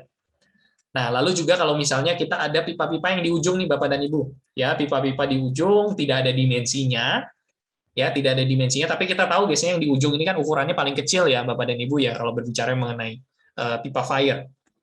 Nah, ini bisa kita langsung saja secara otomatis namanya batch generate end pipe. Jadi ujung-ujung pipanya ini dia akan secara otomatis memodelkan sesuai dengan ukuran yang kita masukkan di sini. Jadi saya masukkan ukuran 25 yang paling kecil, ya lalu saya klik OK. Dan nanti dia akan mendeteksi, Bapak Ibu ya. Jadi sistemnya akan mendeteksi lokasi-lokasi mana saja yang mungkin berada di ujung-ujung daripada pemipaan percabangan itu sendiri. Oke, nah ini kita lihat warna-warnanya sudah berubah ya. Kalau di sini warnanya abu-abu. Oke, yang sudah berubah ini artinya sudah bisa terdeteksi. Ya, nah ini kita tunggu sebentar. Nanti setelah ini tentunya ada satu pertanyaan lagi. Ya, biasanya yang dilontarkan. Bagaimana mengenai pipa-pipa yang tidak ada dimensinya, tapi letaknya di tengah, gitu ya, letaknya bukan di akhir. Oke, nah ini nanti akan saya tunjukkan setelah ini. Ya, nah ini simpel saja, jadi warna abu-abu ini sudah muncul. Ya, warna abu-abu ini merepresentasikan pipa yang letaknya di ujung, ya, yang berhasil kita identifikasi tanpa harus ada dimensinya. Ya, ini bisa seperti ini. Oke, nah ini sekarang misalnya, ya ini contoh saja nih ada tekukan seperti ini. Ya, ini kita tahu dimensinya masih diameter 40, cuma dia tidak termodelkan. Ya, nah ini ada beberapa cara. Cara yang paling efisien tentunya kita akan gunakan di sini metode single line, di mana garisnya ini hanya perlu kita blok seperti ini. Ya, garisnya kita blok seperti ini, nanti dia akan secara otomatis muncul pemodelan 3 dimensinya. Ya, lalu contoh lagi misalnya seperti ini, saya ganti ukurannya, saya blok. Oke, nah ini langsung muncul. Oke, ya dan seterusnya begitu bisa dilengkapi. Ya, tapi saya tunjukkan saja cara kerja secara umumnya begitu ya Bapak Ibu ya, secara garis besarnya ini saya tunjukkan. Oke. Nah, ini seperti ini. Jadi kalau kita mau lihat gambar 3 dimensinya, di sini bisa di dalam TME ada dua jenis sebetulnya untuk gambar 3 dimensinya. Ada yang pertama adalah 3D view biasa. Ya, Bapak Ibu, 3D view biasa ini dia hanya memproyeksikan gambar 2 dimensinya dalam bentuk 3 dimensi. Jadi simbolnya ini nggak akan dirubah menjadi misalnya equipment yang ada entitasnya gitu. Nah, ini bisa kita lihat contohnya. Nah, jadi simbolnya tadi nggak akan dirubah, simbolnya tetap sama, hanya nanti kita bisa lihat proyeksiannya di dalam bentuk 3 dimensinya seperti ini. Ya, ini metode yang pertama begitu.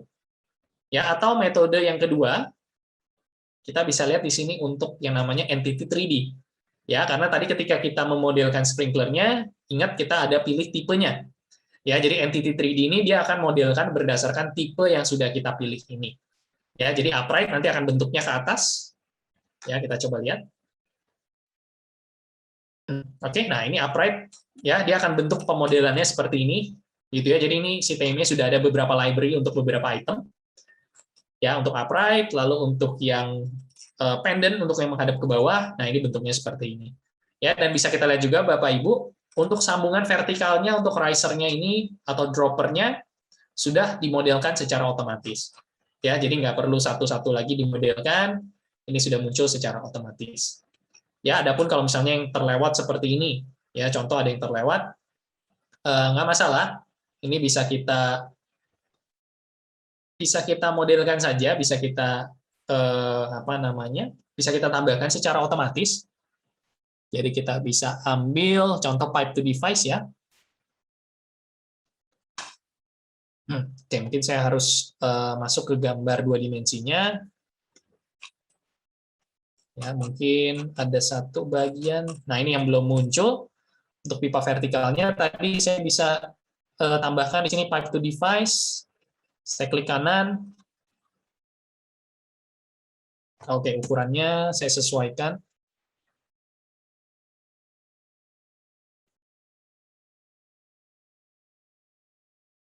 Ya. Nah, ya, jadi bisa kita sambungkan di sini. Kalau kita lihat ini ada yang warnanya merah muda, lalu ada bulatan seperti ini adalah pipa sambungannya sebetulnya.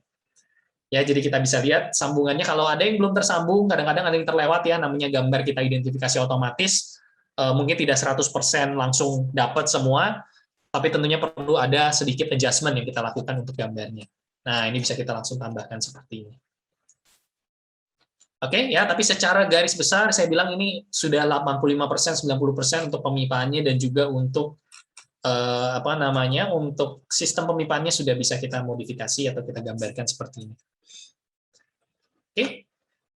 Baik, nah ini baru satu Bapak Ibu ya, mungkin satu sistem ya bisa saya bilang ya. Tentunya kalau kita misalnya ada sistem lain ya, bakal itu misalnya sistem hidran, gitu ya. Kebetulan di gambar ini tidak ada sistem hidrannya. Ya, saya coba munculkan kembali gambarnya. Ya, kebetulan di gambar ini tidak ada sistem hidran nih di lantai ini setidaknya. Ya, misalnya kalau kita mau tambahkan sendiri pun bisa begitu Bapak Ibu. Ya. Kalau di gambar TME-nya tidak ada, kita mau memodelkan sendiri, kita mau hitung sendiri, itu bisa. Jadi saya bisa buat elemen sendiri, misalnya indoor fire hydrant, ya indoor fire hydrant atau biasa kita sebutnya IHB. Ya bisa kita taruh, misalnya saya taruh di sini, gitu ya Bapak Ibu. Lalu kita sambungkan dengan pemipaan. Ya pemipaan bisa kita buat sendiri, misalnya ukurannya berapa? 80 contoh. Ya 80 atau biasa mungkin sekitar 3 inch ya.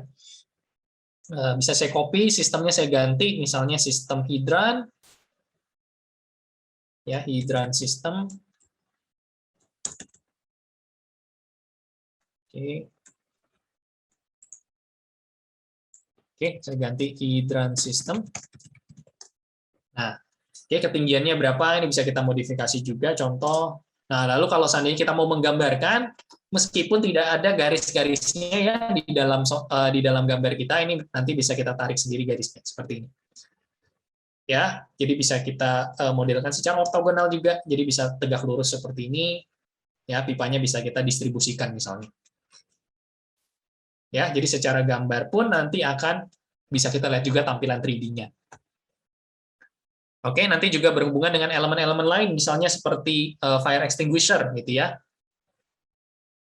Itu bisa juga nanti kita akan munculkan. Oke ya, jadi seperti ini contohnya saja. Nah, sekarang kita akan coba menghitung, Bapak dan Ibu ya, kita akan coba calculate. Oke, karena ini salah satu tentunya adalah bagian terpentingnya daripada software ini. Ya, kita akan coba calculate. Misalnya ini di ground floor, ya ground floor kita akan calculate. Oke, ya calculation complete. Nah, lalu kita bisa lihat hasil perhitungannya. Oke, nah ini hasil perhitungan untuk pipa yang ada di lantai ground floor. Ya, ini kebetulan kalau kita lihat di sini secara default laporannya namanya di sebelah kiri ya, Bapak Ibu ya, namanya sebelah kiri. lantainya di sebelah kanan.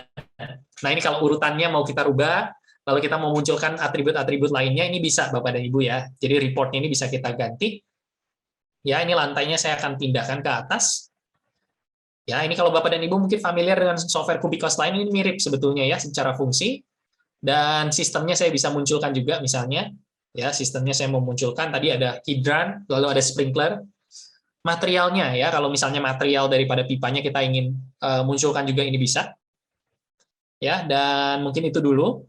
Lalu untuk elemen perhitungannya, ya saya nggak mau yang lain-lain, saya cuma mau panjang meter larinya misalnya.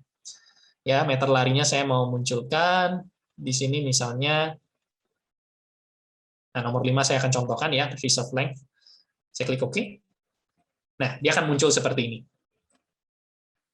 Ya, jadi untuk lantai ground floor misalnya, ya hidran sistemnya dengan ukuran segini atau nama yang 80 tadi, materialnya galvanized steel, gitu ya. Materialnya tentunya bisa kita ganti juga Bapak dan Ibu ya.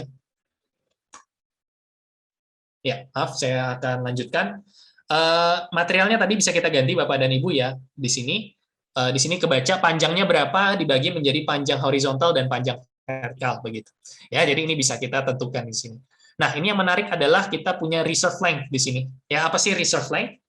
Jadi reserve length ini adalah semacam bisa kita bilang mungkin waste ya ataupun spare pemipaan yang ingin kita tambahkan. Jadi karena perhitungan yang didasarkan oleh TME ini kan betul-betul eksak ya Bapak Ibu ya, apa yang kita gambarkan ya itu yang kita hitung begitu.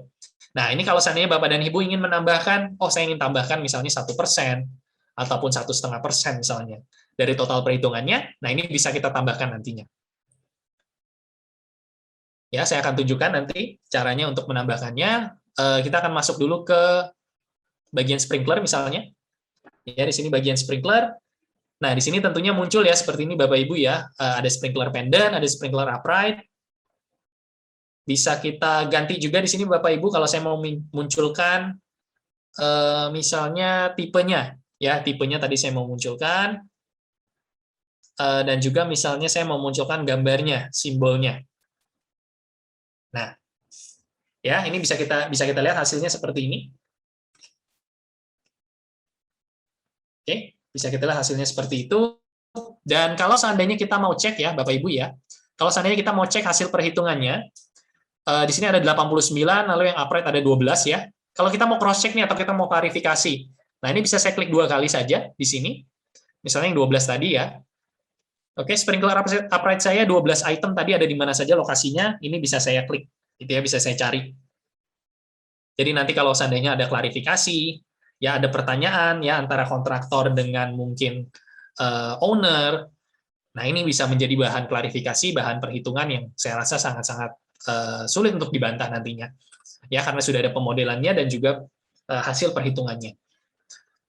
Oke, dan tentunya yang tidak kalah menarik adalah perhitungan fittingnya ya. Jadi seperti tadi saya bilang untuk fittingnya sambungannya kita hitung langsung per titik ya, baik itu misalnya elbow ya ataupun misalnya di sini contohnya ada reducer, ada sambungan T dan lain sebagainya, ini kita hitung secara per titik dan kalau mau dilakukan cross check kembali ke gambar ini tentunya bisa seperti itu. Ya, ini bisa kita lakukan cross-check juga ke dalam gambarnya. Oke, kembali lagi ke bagian pipa yang tadi saya sempat sebutkan. Di sini kita punya yang namanya tadi reserve length. Ya, jadi reserve length ini di mana pengaturannya? Kembali lagi kita akan masuk ke calculation setting. Kita lihat di dalam fire service. Nah, di sini ya, jadi ada pengaturan persentasenya. Ya, persentase panjang pipa yang ingin kita tambahkan. Tentunya di sini secara default dia angkanya 0. Kalau mau kita tambahkan 1%, kita bisa tambahkan 1%. Ya, tambahkan 1%. Lalu perlu kita hitung lagi, Bapak Ibu ya, perlu kita hitung lagi itemnya. Setelah kita hitung, nanti bisa kita lihat hasilnya. Oke, nah ini reserve length-nya akan bertambah jumlahnya. Ya, jadi nanti segala sesuatu yang berkaitan dengan hasil perhitungan atau metode perhitungan atau metode kerja itu akan bisa kita atur di dalam calculation setting yang dimiliki oleh Kubikos TME-nya. Oke, ya kira-kira seperti itu Bapak dan Ibu. Mungkin satu metode lagi yang saya ingin tunjukkan ya sebelum saya pindah gambar. Ini adalah metode custom region. Ya, jadi custom region ini kita bisa mengklasifikasikan satu region atau satu area maupun satu zona tertentu. Ya, jadi contoh di sini, misalnya saya mau klasifikasikan perhitungan kuantitinya berdasarkan ruangan-ruangan tertentu. Ya, jadi contoh misalnya kita akan ambil di sini satu bedroom. Ya, di sini ada ruangan satu bedroom misalnya. Lalu ada satu lagi di sebelah kanan misalnya ada space bank misalnya. Ya, saya akan masukkan di sini namanya misalnya space bank. Oke, nah lalu kita akan gambarkan regionalnya. Ya, di sini bisa saya gambarkan seperti ini. Oke. Lalu yang kedua, space bank, misalnya di sebelah kanannya. Ya, ini cepat saja seperti ini. Nah, oke, jadi dari gambar yang sudah kita hasilkan tadi, ya, kita bisa lihat tampilan 3D-nya. Jadi kita bisa mengkotak-kotakan area-area tertentu sesuai dengan yang kita inginkan, dan nanti hasil kuantitinya, hasil perhitungannya itu bisa kita lihat berdasarkan luasan area yang sudah kita buat tadi. Nah, ini ya contohnya. Oke, ya, jadi ada satu bedroom mencakup area ini, ya, lalu space bank ini mencakup area ini. Ya, lalu kita akan hitung coba.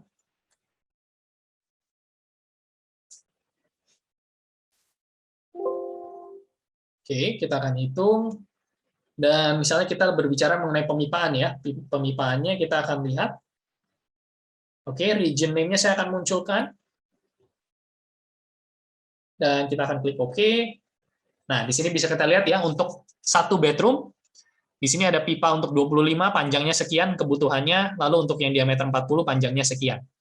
Ya, lalu untuk space bank, panjangnya sekian, diameter 40, panjangnya sekian. Seperti itu.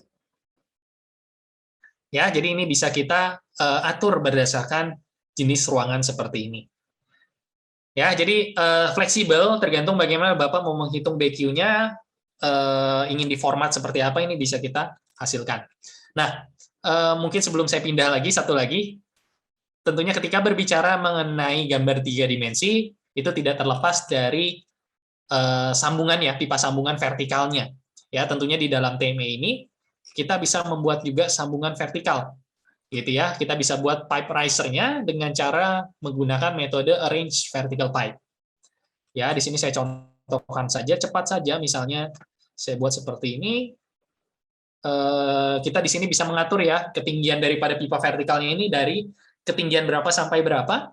Misalnya saya mau taruh dari ground floor bottom elevasi sampai misalnya lantai 3 misalnya. Ya, ini contoh saja. Ya, saya klik OK.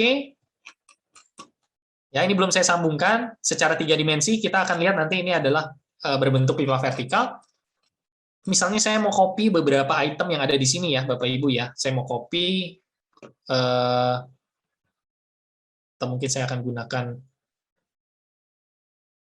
pemipaannya. Di sini saya akan copy pipa dan juga sprinklernya misalnya. Ya, misalnya saya mau copy nih Bapak Ibu ya, item-item ini ke lantai berikutnya, karena saya nggak masukkan gambar untuk lantai 2 misalnya ya, atau lantai 1. Tapi saya mau copy, mungkin saya mau adjust sedikit, ini bisa kita copy Bapak Ibu ya. Jadi caranya adalah kita akan gunakan di sini yang namanya copy to other floor. Ya, copy to other floor ini akan saya copy ke lantai 1 misalnya. Oke, saya akan override attributes, oke. Ya, jadi kalau seandainya Bapak dan Ibu mengerjakan 2 lantai, itu tidak tipikal, tapi mungkin ada sedikit perbedaan nih, gitu ya. Ada yang digeser-geser sedikit nih pemipaannya, atau titik sprinklernya mungkin agak sedikit bergeser. Nah, ini kita bisa kerjakan dengan metode seperti ini. Jadi kita copy saja Bapak dan Ibu ya, dari lantai bawah kita copy ke atas. Nah, nanti di atas nanti tinggal kita modifikasi sedikit. Ya, jadi cara kerjanya cepat Bapak dan Ibu, nggak satu-satu per lantai seperti itu. Oke, mungkin ini kita tunggu sedikit. Oke, sedang loading dulu. Oke, jadi kalau seandainya Bapak dan Ibu memiliki pertanyaan, boleh Bapak dan Ibu ya disampaikan, silakan. Sambil kita menunggu, nanti setelah sesi questions and answers, nanti kita akan coba bahas pertanyaan-pertanyaan yang dimiliki oleh Bapak dan Ibu. Nah, ini sudah saya copy tadi ya Bapak Ibu ya, 2 lantai. Jadi lantai ground ini saya copy ke lantai 1. Sekarang kalau kita mau cek sedikit, ya ini misalnya saya sambungkan. Ya, saya sambungkan. Lalu untuk yang lantai 1 juga saya sambungkan. Ya, saya pindah ke lantai 1. Oke, kita akan coba lihat. Nah, ini juga saya sambungkan. Nah, jadi saya secara cepat saja, Bapak Ibu ya, sekarang saya di lantai 1, jadi kalau saya mau geser-geser sedikit, item-itemnya, kebetulan saya nggak ada gambar CAD drawing-nya ya, jadi nggak bisa ada referensi, tapi kalau mau diganti, mau dipindah lokasinya, ini bisa kita pindahkan, begitu. Ya, bisa kita geser saja secara mudah. Ya, misalnya seperti ini. Ya, atau kita hapus, atau kita modifikasi ulang, itu bisa nantinya. Ya, misalnya saya geser seperti ini. Nah, ini bisa seperti ini, Bapak Ibu ya. Nah, ini kalau kita mau lihat tampilan 3D-nya secara keseluruhan, ini mungkin saya tunjukkan sedikit. Ya, tampilan 3D-nya. Untuk kedua lantai ya, karena saya sudah buat 2 lantai, di mana ini disambung oleh pipa vertikal. Nah, ini kita bisa lihat sama-sama.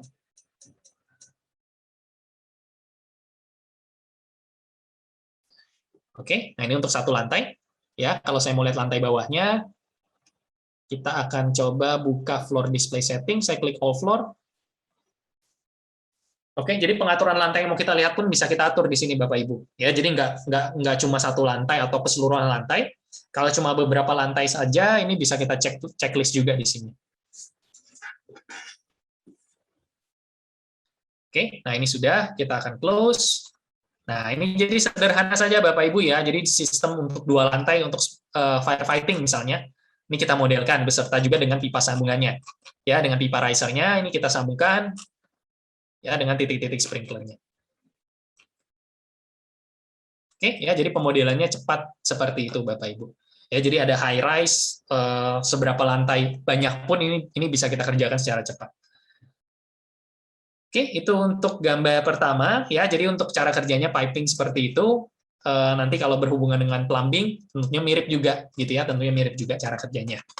Nah, saya akan pindah gambar satu lagi mungkin ya, satu lagi materi yang akan saya bawakan. Ini berhubungan dengan ACMV. Ya, ini berhubungan dengan ACMV. Jadi kalau seandainya kita punya gambar ducting, ya, gambar ducting ini seperti apa cara pemodelannya. Oke, nah ini saya masuk ke project baru, saya akan buka gambar beda ya, gambar yang berbeda, gambar AutoCAD. Oke, jadi ini cepat saja karena Bapak dan Ibu saya rasa sudah tahu konsepnya, ya, konsep cepat daripada software Cubicos TMA ini. Ya, nah ini saya punya satu gambar, jadi kita punya gambar beberapa, gitu ya, beberapa ducting beserta equipment-nya, ada untuk equipment mechanical ventilation ya, seperti exhaust fan, supply fan, dan juga ada sistem AC-nya, ya seperti fan coil unit dan lain sebagainya, diffuser dan lainnya. Dan ini kalau seandainya kita mau modelkan, tentunya sama, kita perlu olah dulu gambarnya, ya perlu kita skalakan, ya kebetulan ini gambar AutoCAD, skalanya sama 1:1, nggak perlu kita skalakan lagi. Saya sesuaikan lantainya, ground floor, lalu saya generate gambarnya.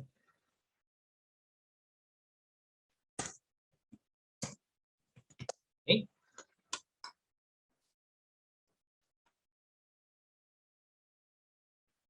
Ya, nah ini gambarnya sudah muncul. Ini sama seperti tadi, kalau saya mau select by color bisa, atau saya select by layer juga bisa, karena ini sudah gambar AutoCAD ya, Bapak Ibu ya. Jadi kalau kita lihat di sini layer view, nah ini bisa kita lihat di sebelah kanan, ya ini adalah layer-layer AutoCAD-nya nih, yang bisa dibaca oleh si TMA-nya. Ya, jadi kalau mau disembunyikan berdasarkan layer tertentu, ini bisa. Ya, ini tentunya saya nggak akan bahas secara mendalam. Dan di sini mungkin saya akan bahas mengenai ducting-nya. Ya, kalau equipment-nya sama seperti tadi, Bapak dan Ibu. Kalau Bapak dan Ibu ingat tadi, singkat saja ya, kalau saya mau misalnya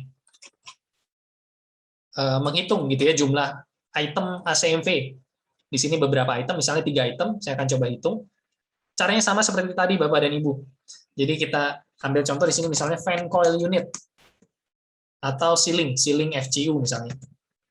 Ceiling FCU, tipenya tipe fan coil, ya, lalu height-nya, ketinggiannya berapa? Ketinggiannya 3 meter misalnya. Ya, saya ambil contoh saja, sistemnya apa? Sistemnya ventilation, warnanya warna biru misalnya. Ya, lalu yang kedua misalnya ada yang namanya SAD, ya, atau supply air diffuser. Ya, ini kan ada namanya SAD. Tipenya bisa kita ganti, tipenya tipe SAD, tipe diffuser maksud saya.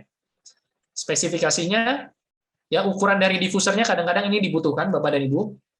Jadi bisa kita masukkan ukurannya misalnya 225 kali 225. Ya, ketinggiannya lebih rendah biasanya daripada fan-nya biasanya. Ya, warnanya bisa kita ganti. Ya, lalu satu lagi misalnya kita ada item AC split seperti ini. Ya, misalnya kita sebutnya wall FCU.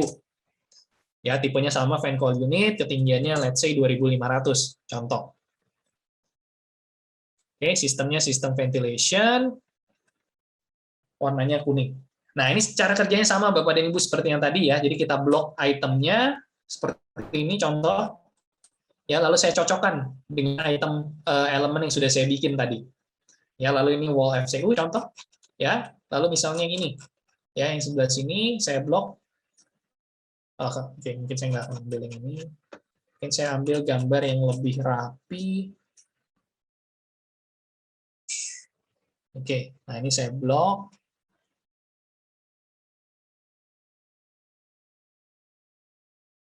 Ya, saya blok seperti ini. Oke, ini saya akan cocokkan dengan ceiling FCU. Lalu untuk supply air diffusernya, ini bisa saya blok. Saya pilih dengan SAD misalnya. Ya, nah ini terbaca seperti ini ya, sama seperti tadi Bapak Ibu, kalau tadi kita equipment-nya adalah titik sprinkler ataupun hidran gitu ya, ini berbicara mengenai sistem ventilasinya. Nah, ini bisa kita klik OK. Dan dia akan secara otomatis menghitung sama seperti tadi Bapak dan Ibu. Ya, jadi ada 6 buah wall, 6 buah ceiling, ada 30 SAD begitu yang dihitung. Ya, nah ini sudah muncul seperti ini kalau kita lihat ya. Untuk equipment-nya. Dan kalau seandainya di sini ada spesifikasinya Bapak dan Ibu ya. Contoh di sini SPL BS05. Ya, SPL BS04. Ini kadang-kadang kan bisa disesuaikan perhitungannya sesuai dengan schedule-nya. Nah, ini kalau mau kita masukkan informasinya bisa kita masukkan ke bagian nomor 8 yaitu remarks. Ya, jadi bisa kita tulis misalnya SPL BS05 gitu ya. Misalnya ini saya tulis lagi SPL BS04 dan seterusnya. Jadi kalau seandainya nanti ketika kita buat reportnya ini ingin kita masukkan kode-kodenya ini bisa kita masukkan. Ya, ini saya edit langsung 2 sekaligus. Ini bisa. Ya, nanti kita lihat hasil reportingnya seperti apa. Nah, ini yang tentunya saya ingin tunjukkan sekarang, yang berbeda dengan yang tadi adalah bagian ducting-nya. Ya, karena ducting ini kadang-kadang gambarnya cukup unik gitu ya Bapak Ibu ya. Ada dimensinya perkalian seperti ini, kalau yang bentuknya kotak, kalau yang tidak ada ya diameter saja begitu. Lalu ada yang double line, kadang-kadang ada yang single line juga mungkin kalau tahapan konsep. Nah, ini cukup unik begitu. Nah, cara kerja TMI bagaimana? Begitu ya. Kita punya 2 metode. Kita punya 2, sebetulnya ada 3 metode. Yang metode ketiganya adalah penggambaran manual gitu ya, penggambaran standar. Di sini saya tunjukkan dulu untuk metode pertama yang namanya double line. Ya, jadi dengan ada double line ini saya bisa sesuaikan ya ukurannya, saya klik seperti ini. Ya, 800 kali 250 ini saya klik. Lalu saya tinggal klik saja kedua sisi dari ducting yang ingin saya modelkan. Nah, ya begitu saya klik seperti itu, ini akan secara otomatis muncul elemennya ya, dan juga pemodelannya akan muncul. Ya, jadi sangat-sangat sederhana. Dan sangat-sangat cepat begitu Bapak dan Ibu. Ya, ini saya bisa teruskan. Ya, misalnya saya klik seperti ini, atau kalau saya mau blok seperti ini juga bisa ya. Jadi ukurannya akan terambil, dimensinya juga akan terambil. Nah, ya, dan seterusnya seperti itu Bapak dan Ibu. Ya, ini ducting-nya muncul. Ya, dan juga elemen list-nya muncul. Oke. Nah, ini fitting-nya belum muncul, sambungannya belum muncul, nanti akan saya tunjukkan caranya. Ya, itu cara yang pertama. Nah, kalau cara yang kedua, ini kita punya yang namanya tools auto identify. Ya, sebetulnya cara kerjanya mirip dengan yang tadi, auto identify ini. Kita akan pilih, misalnya saya pilih dimensinya sama, lalu ukurannya ini kedua sisi dari ducting-nya ini saya akan pilih. Ya, dan saya akan pilih sistemnya sebagai ventilation system ya, contoh. Nah, ini yang membedakan adalah ketika kita memodelkan menggunakan auto identify, dia akan secara otomatis memodelkan ducting dengan layer yang sama. ya semua ducting dengan layer yang sama akan otomatis muncul, Bapak dan Ibu. Ya, jadi kalau yang tadi kan satu-satu ya Bapak dan Ibu ya, kita ambil dimensinya, kita ambil sisi ductingnya, muncul. Nah, cuma dengan auto identifikasi, ya kalau kita lihat tadi sistem aslinya ini, ya saya hanya klik satu bagian, ini semuanya muncul secara otomatis. Ya, karena mereka masih dalam satu layer. Ya, makanya akan muncul seperti itu. Ya, jadi caranya ada beberapa item dan bisa cepat seperti itu. Ya, cara yang ketiga, kalau mau digambar manual, tentunya bisa digambar manual. Ya, ini tarik garis seperti ini. Ya, ini untuk 1050 misalnya, bisa kita tarik garis lagi. Oke, seperti itu Bapak dan Ibu. Ya, dan untuk sambungannya, untuk fitting-fittingnya nih, misalnya ada yang sambungan T seperti ini, begitu ya. Ini kalau mau kita gambarkan juga tentunya bisa. Ya, ini langsung kita generate saja secara keseluruhan, kita blok gambarnya. Ya, kita blok gambarnya, kita klik kanan, begitu. Ya, kita klik kanan, ini langsung muncul Bapak dan Ibu. Ya, langsung muncul. Dan ini ada beberapa item yang fail, kita bisa cek. Ya, nah ini mungkin terjadi kesalahan, bisa kita hapus. Nah, ini juga seperti ini, mungkin ada sedikit kesalahan, ini bisa kita delete, bisa kita generate lagi nantinya. Ya, bisa seperti ini. Oke, bisa kita modifikasi, bisa kita generate lagi. Nah, ya, dan yang ketiga misalnya ada juga kesalahan seperti ini, bisa kita ganti.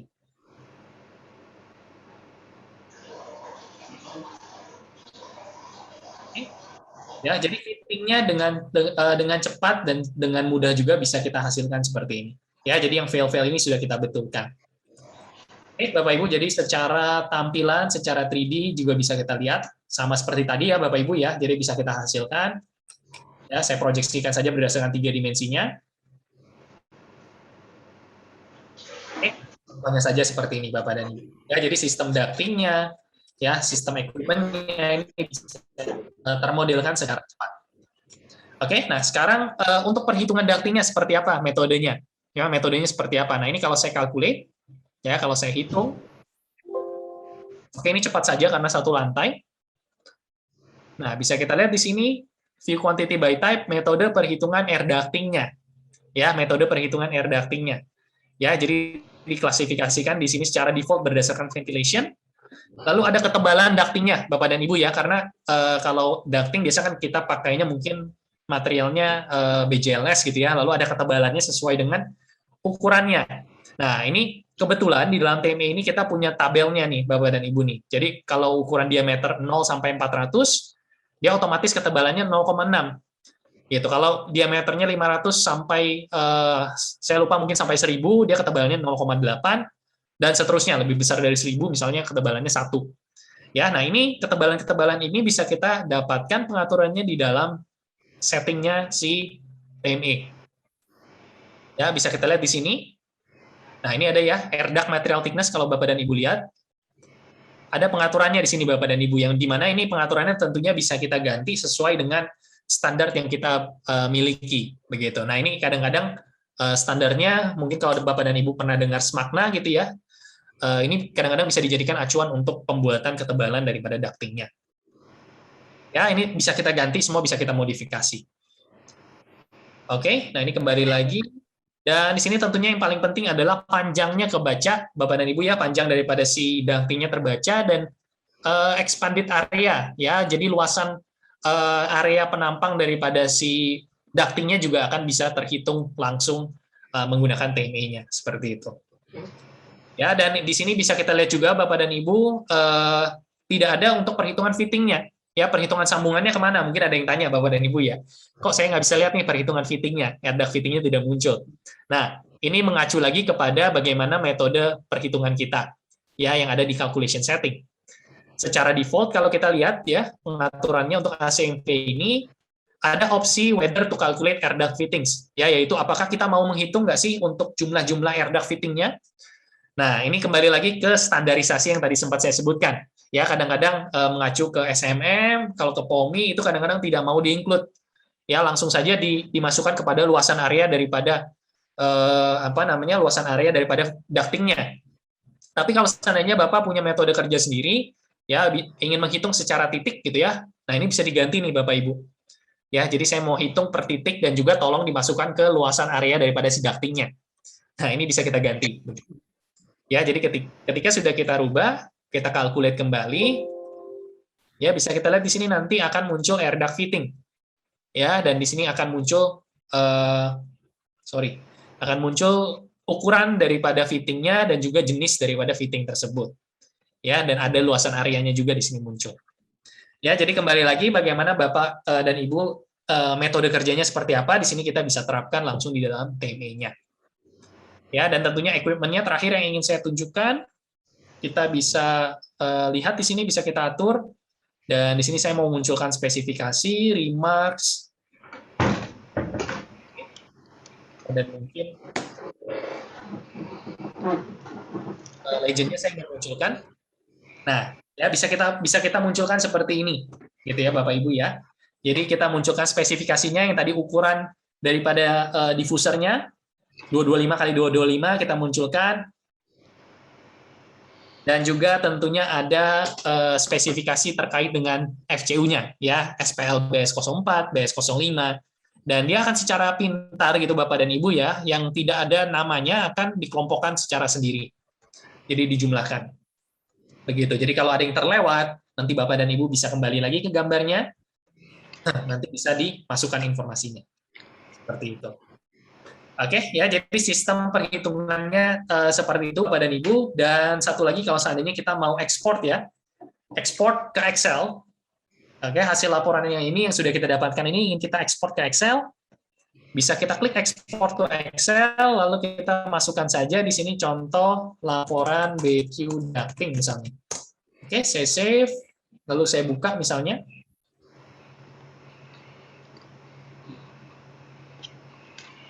Oke, saya buka di sini ini laporan BQ ducting. Nah, dia akan langsung muncul sama persis seperti yang kita hasilkan di dalam TME-nya tadi. Ya, cuma memang dia bentuknya belum dalam formula ya, Bapak dan Ibu ya. Dia memang bentuknya hanya angka saja, value.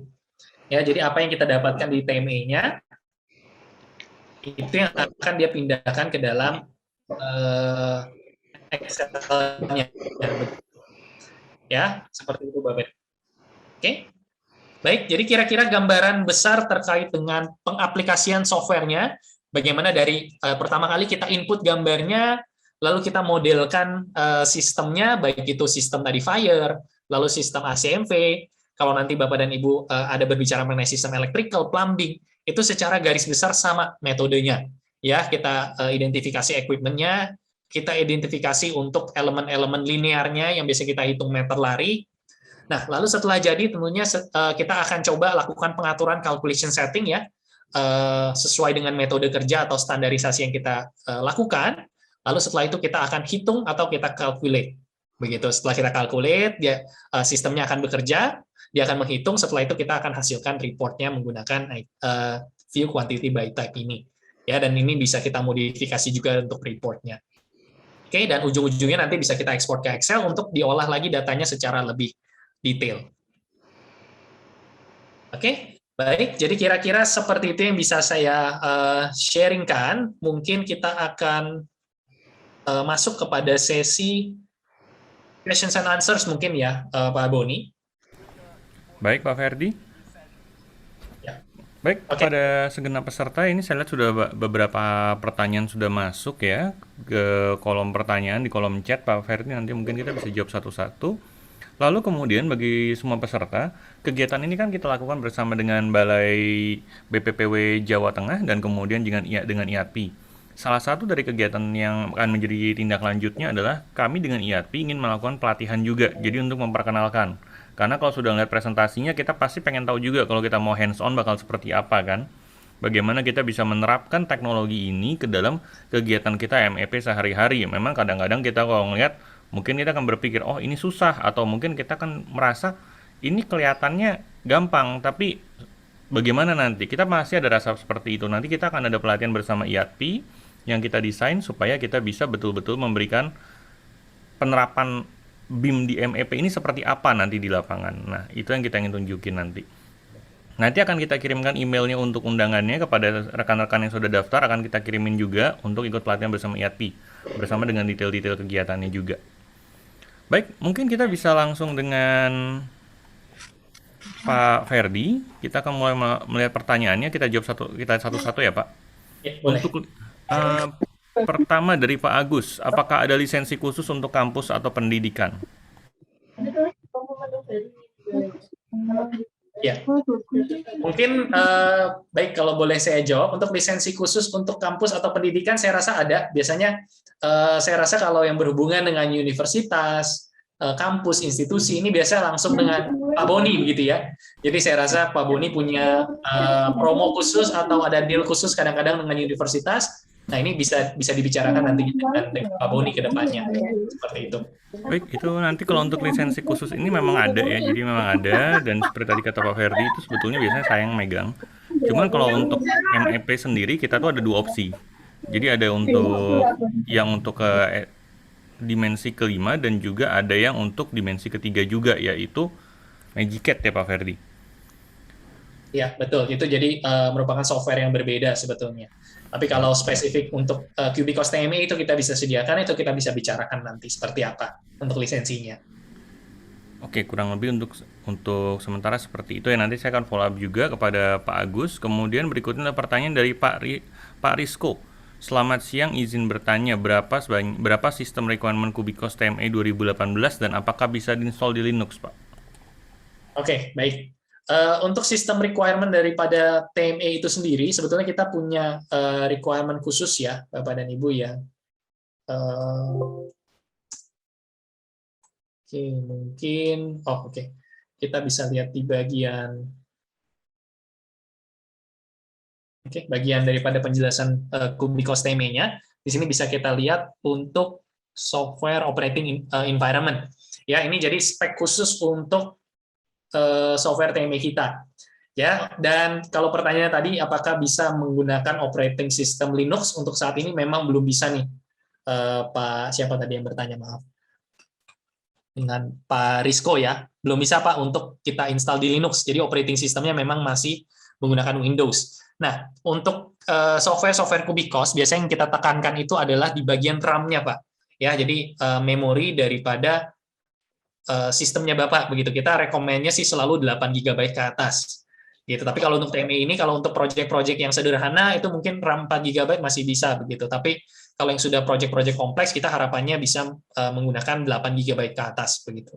Ya, dan kalau untuk resolusi graphic card itu kita standar saja Pak, karena memang software kita bukan digunakan untuk merender ya. Jadi tidak akan memerlukan graphic cards yang sangat luar biasa begitu. Jadi standar saja. Kira-kira seperti itu sih Pak Boni mungkin. Baik, semoga menjawab pertanyaan Pak Rizko ya. Baik. Kemudian berikutnya pertanyaan dari Ibu Nashin. Bagaimana proses dari 2D menjadi 3D secara otomatis dari CAD ke BIM? Terus bagaimana identifikasi simbol-simbol komponen? Apakah ada standar simbol gambarnya, Pak? Iya, baik. Jadi ini saya rasa penjelasan yang tadi saya berikan ini secara garis besar menjawab pertanyaan Ibu Naisin ya. Jadi tadi step by step-nya saya tunjukkan bagaimana sih gambar kerja yang tadi kita terima, layout plan-nya itu dalam bentuk 2 dimensi. Baik itu CAD drawing, jadi nggak cuma CAD drawing ya, Ibu Naisin ya. Tadi gambar PDF juga kita masukkan. Itu kita modelkan ke dalam bentuk 3 dimensi gitu ya. Jadi 3 dimensi modelnya itu bisa kita sebut dengan BIM 3D. Ya, lalu setelah itu dari hasil BIM 3D-nya itu kita hitung, kita calculate untuk kita dapatkan hasil perhitungan volumenya atau material take off-nya. Dan ketika Ibu bertanya apakah ada standar simbol gambar, itu tadi kita ada yang namanya entity 3D. Jadi ketika dilihat tampilan 3D-nya itu sudah ada pemodelan daripada itemnya. Gitu. Jadi itu yang saat ini kita bisa provide untuk teman-teman yang menggunakan Cubicos TME seperti itu. Terima kasih mungkin pertanyaannya. Baik, semoga menjawab pertanyaannya ya. Lalu berikutnya ada satu lagi dari Pak Budi Santoso. Untuk analisis biaya untuk RAB, apakah sudah di dalam TME-nya, Pak? Ya, kalau untuk analisis biaya untuk RAB, untuk saat ini yang ada fiturnya baru untuk yang ducting, Pak. Jadi ductingnya itu bisa dihitung per unit price-nya berapa. Kalau untuk yang lain belum ada. Tapi biasanya kalau hasil-hasil yang kita dapatkan di Kubikos ini kita bisa masukkan ke dalam platform software satu lagi yang namanya TBQ. Ya, jadi TBQ ini adalah Take Off Bill of Quantity. Ya, ini nggak cuma hasil yang didapatkan dari TME, hasil yang didapatkan dari software lainnya seperti untuk arsitek dan sipilnya ya, TAS ataupun TRB. Ini bisa kita pindahkan ke TBQ untuk kita lakukan analisa biaya satuannya nantinya. Ya, jadi untuk RAB-nya nanti bisa didetailkan di software TBQ-nya. Ya, mungkin kita nggak akan cover ke sana untuk hari ini, tapi untuk RAB-nya, analisis biayanya, kita nggak bisa sampai mendetail di dalam TME-nya. Seperti itu, Pak Boni. Baik, terima kasih Pak Ferdi. Semoga menjawab pertanyaan Pak Budi ya. Oh ya, rekan-rekan kalau masih ada yang mau bertanya, bisa langsung tanya juga, langsung aja ketik di chat box. Dan kemudian kalau tadi saya sudah share untuk link absensi, nanti kita akan bikin sertifikat kehadiran dari sana. Lalu berikutnya dari ini Ibu Arli. Ini hanya untuk modeling dan estimasi atau bisa mendesain sistem dari nol, Pak? Oke. Ya, ini banyak sekali sih pertanyaan seperti ini begitu ya Pak Arli ya. Apakah ini bisa dipakai untuk mendesain sistem dari nol gitu. Sebetulnya kalau Bapak ingin mendesain sistem dari nol ini bisa Pak langsung gitu ya dari blank page gitu Pak ya, dari kotak hitam tadi Bapak mau langsung modelkan itu bisa. Cuma memang efektifnya software Kubikos TME ini digunakan ketika gambarnya sudah ada, layout plan 2 dimensinya sudah ada, lalu Bapak ingin menghitung quantity dan juga ingin memodelkan 3 dimensi secara cepat menggunakan software ini. Ya, jadi itu optimalnya digunakan seperti itu. Ya, karena mungkin untuk penggambaran mungkin garis-garis, tarik garis dan lain sebagainya untuk dibuat di dalam Kubikos TME-nya mungkin tidak segampang kita hasilkan di dalam AutoCAD gitu Pak. Jadi efektivitasnya lebih cepat untuk melakukan perhitungan ketika gambarnya sudah ada. Seperti itu mungkin Pak. Baik, makasih Pak Ferdi. Semoga menjawab pertanyaan Pak Arli. Terus berikutnya dari Pak Ahmad. Kontraktor biasanya memberikan BQ atau MTO ke klien itu dengan penghitungan rumus-rumus Pak buat cross-check. Nah, TME ini dapat mengoutput perhitungan tersebut nggak Pak? Soalnya kalau beliau lihat sepertinya langsung ke hasil eksaknya tadi. Oke, baik. Ya, ini pertanyaannya sangat baik ya kalau menurut saya. Jadi hasil yang perhitungan yang didapatkan oleh Kubikos tersebut betul tadi Pak ya. Jadi panjangnya berapa, areanya berapa, begitu ya, tiba-tiba keluar angkanya. Nah, ini Bapak kalau mau tahu angkanya keluar dari mana, ini sebetulnya bisa kita cek Pak di sini. Ya, jadi ada yang namanya view quantity. Jadi kita bisa fokuskan kepada satu bagian misalnya. Ya, saya mau tahu ini ducting saya yang sebelah sini. Oke, ducting saya yang sebelah sini tentunya panjangnya sekian, 2,59, luasan areanya 1,82. Ya, nah ini kalau kita mau tahu dapatnya dari mana, kita bisa masuk ke bagian edit quantity. Ya, jadi di edit quantity ini nanti akan secara detailkan. Oke, mungkin ini kelihatan ya. Dibuat secara detail bagaimana hasil angka tadi dihitung, Pak. Gitu ya. Di sini secara jelas gitu dituliskan. Jadi kalau panjang tentunya dia akan ambil L. Ya, L-nya ini di mana adalah panjang dari ducting-nya. Ya, lalu kalau luasan areanya perimeter ataupun kelilingnya dikalikan dengan panjang lalu dikalikan jumlah daripada ducting-nya. Nah, hasil-hasil formula seperti ini Pak yang kalau misalnya klarifikasi Bapak mau munculkan atau Bapak pengen berikan ke owner atau berikan ke pihak-pihak lain, nah ini bisa kita klarifikasi bersama Pak menggunakan rumus-rumus ini begitu.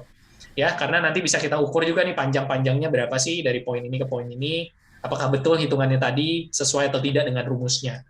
Begitu Pak kira-kira. Mudah-mudahan menjawab. Baik, terima kasih Pak Ferdi. Itu salah satu hal yang sebetulnya menjadi kendala di lapangan yang kita juga ingin tahu supaya kita bisa memberikan nilai terbaik dari penerapan BIM ini ke lapangan ya. Lalu saya lihat itu adalah pertanyaan terakhir Pak Ferdi. Bagaimana? Oke. Saya Ya, rasa baik. karena pertanyaannya sudah sudah habis juga, dan karena keterbatasan waktu, saya rasa bisa kita tutup ya. Ya, Mungkin mungkin ada sepatah dua patah kata ya Pak Ferdi. ya ini yang tadi sempat Pak Boni sebutkan mungkin ya. Jadi kalau untuk teman-teman yang tertarik untuk ikut belajar secara mendasar terkait dengan software Kubikos TME-nya, kebetulan di minggu depan hari Sabtu juga ini kita akan adakan pelatihan. Ya, ini kita akan belajarnya mungkin lebih ke arah gambar plumbing dan firefighting, ya, cara pengoperasian software TME-nya. Ya, di sini ada link pendaftarannya dan juga ada QR code-nya. Mungkin kalau teman-teman ingin bergabung bisa, atau nanti bisa menghubungi Pak Boni juga secara langsung. Bagaimana nanti cara mendaftarnya terkait dengan pelatihan ini, begitu ya. Dan harapannya teman-teman semua bisa bergabung dan bisa belajar bersama cara mengoperasikan software-nya sampai mendapatkan hasil BQ yang kita inginkan. Seperti itu. Oke, mungkin dari saya itu saja, Pak Boni. Teman-teman juga bisa memfollow sosial media kita, baik itu Facebook ataupun Instagram. Karena sekali lagi yang saya sebutkan tadi, software TM ini akan rilis fitur yang barunya mungkin di awal tahun depan. Dan kalau teman-teman atau Bapak dan Ibu ingin terus up to date, mungkin bisa mengikuti sosmed kita. Seperti itu. Mungkin itu aja, Pak Boni. Terima kasih. Pelatihannya berarti hands-on ya, Pak? Pelatihannya akan hands-on, jadi kita akan berikan software-nya, nggak cuma mendengarkan webinar seperti ini, Bapak dan Ibu akan mencoba secara langsung dan menerapkan secara langsung aplikasinya. Begitu. Baik, berarti kayaknya tuh bisa menjawab rasa-rasa penasaran dari rekan-rekan yang udah ngeliat webinar pada sore hari ini ya. Baik, itu untuk mengingatkan kembali, saya udah share juga untuk link daftar absensi, link presensinya tolong diisi. Kepada semua segenap hadirin, saya ucapkan rasa terima kasih sebesar-besarnya telah menyempatkan waktu untuk hadir pada webinar yang kita laksanakan di akhir minggu ini. Dan tentunya tidak lupa kami mengucapkan rasa terima kasih kepada rekan-rekan dari BPPW Jawa Tengah dan tentu saja juga rekan-rekan dari IATPI yang telah berkolaborasi untuk kita dapat memberikan capacity building mengenai BIM kepada MEP. Semoga dengan kegiatan ini kita tuh bisa memberikan gambaran baru ya mengenai teknologi BIM itu. Kalau dulu kan kita fokus lebih kepada buildingnya aja, arsitektur struktur, pembesian. Semoga dengan begini kita juga bisa memfokuskan diri pada MEP. Karena sebetulnya MEP adalah salah satu bagian yang cukup kompleks ya, cukup kompleks dan akan banyak memakan waktu kalau kita menggunakan cara-cara yang manual. Pakai BIM aja sebenarnya kita ngeliat masih agak-agak ribet. Kenapa? Karena manualnya aja susah. Nah, kita berharap dengan penerapan BIM ini bisa menjadi perangkat untuk mau kita bekerja secara lebih mudah, lebih cepat, dan lebih efisien. Baik, sekian dari kami. Saya dan Pak Ferdi undur diri. Ya, Terima terima kasih. kasih semuanya. Terima kasih Pak Boni, terima kasih Pak Cakra Negara. Terima kasih teman-teman semuanya. Selamat siang. Selamat sore. Semuanya.